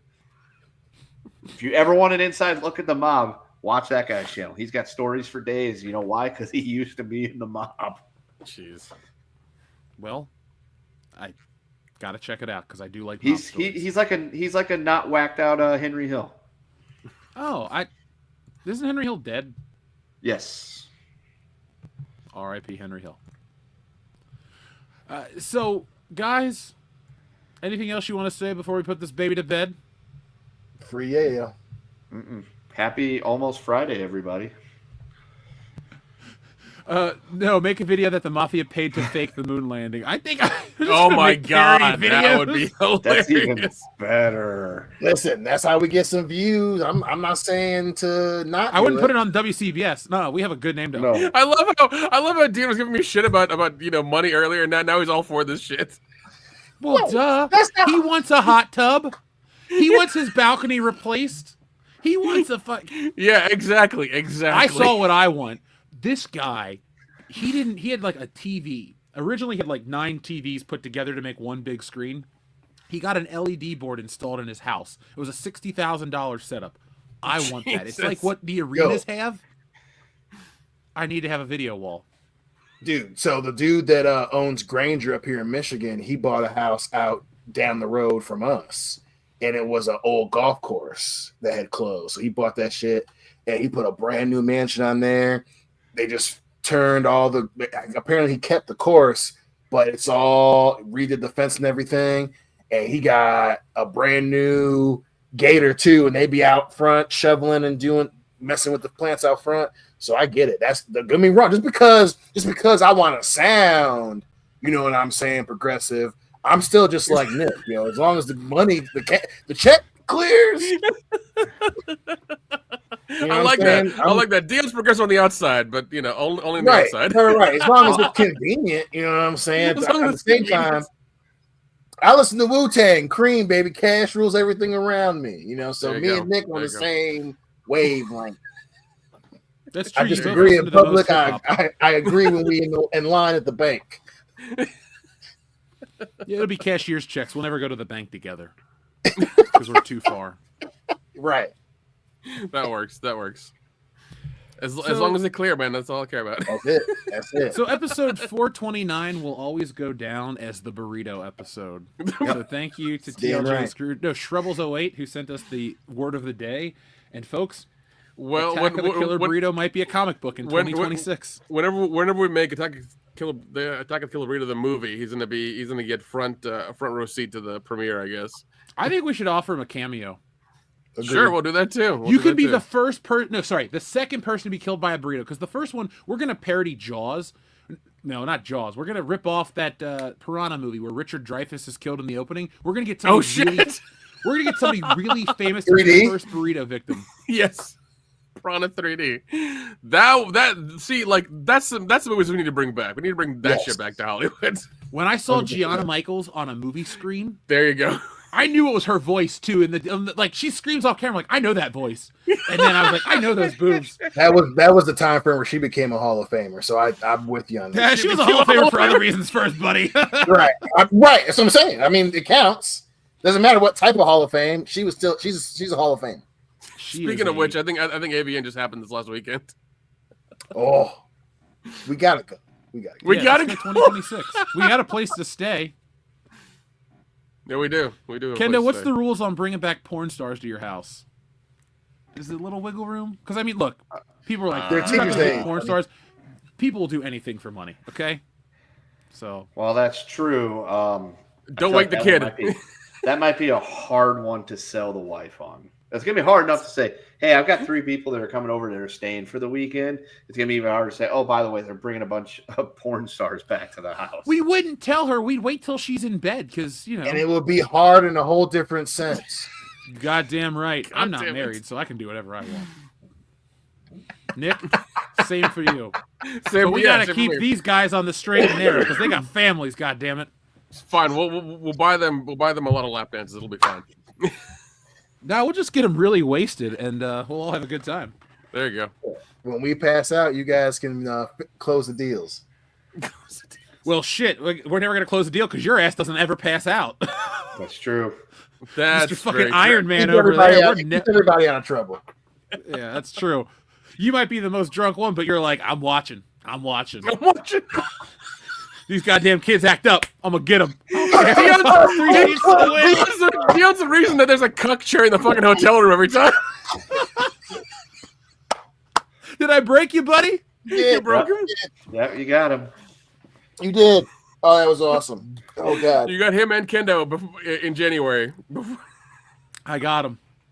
I think that's a good way to end the show, breaking Dion. So, folks, thank you for watching. We'll be back next time with more. Join me on Saturday for a new toy video. But until then, be smart, be safe, be cool, but always be excellent to each other. .com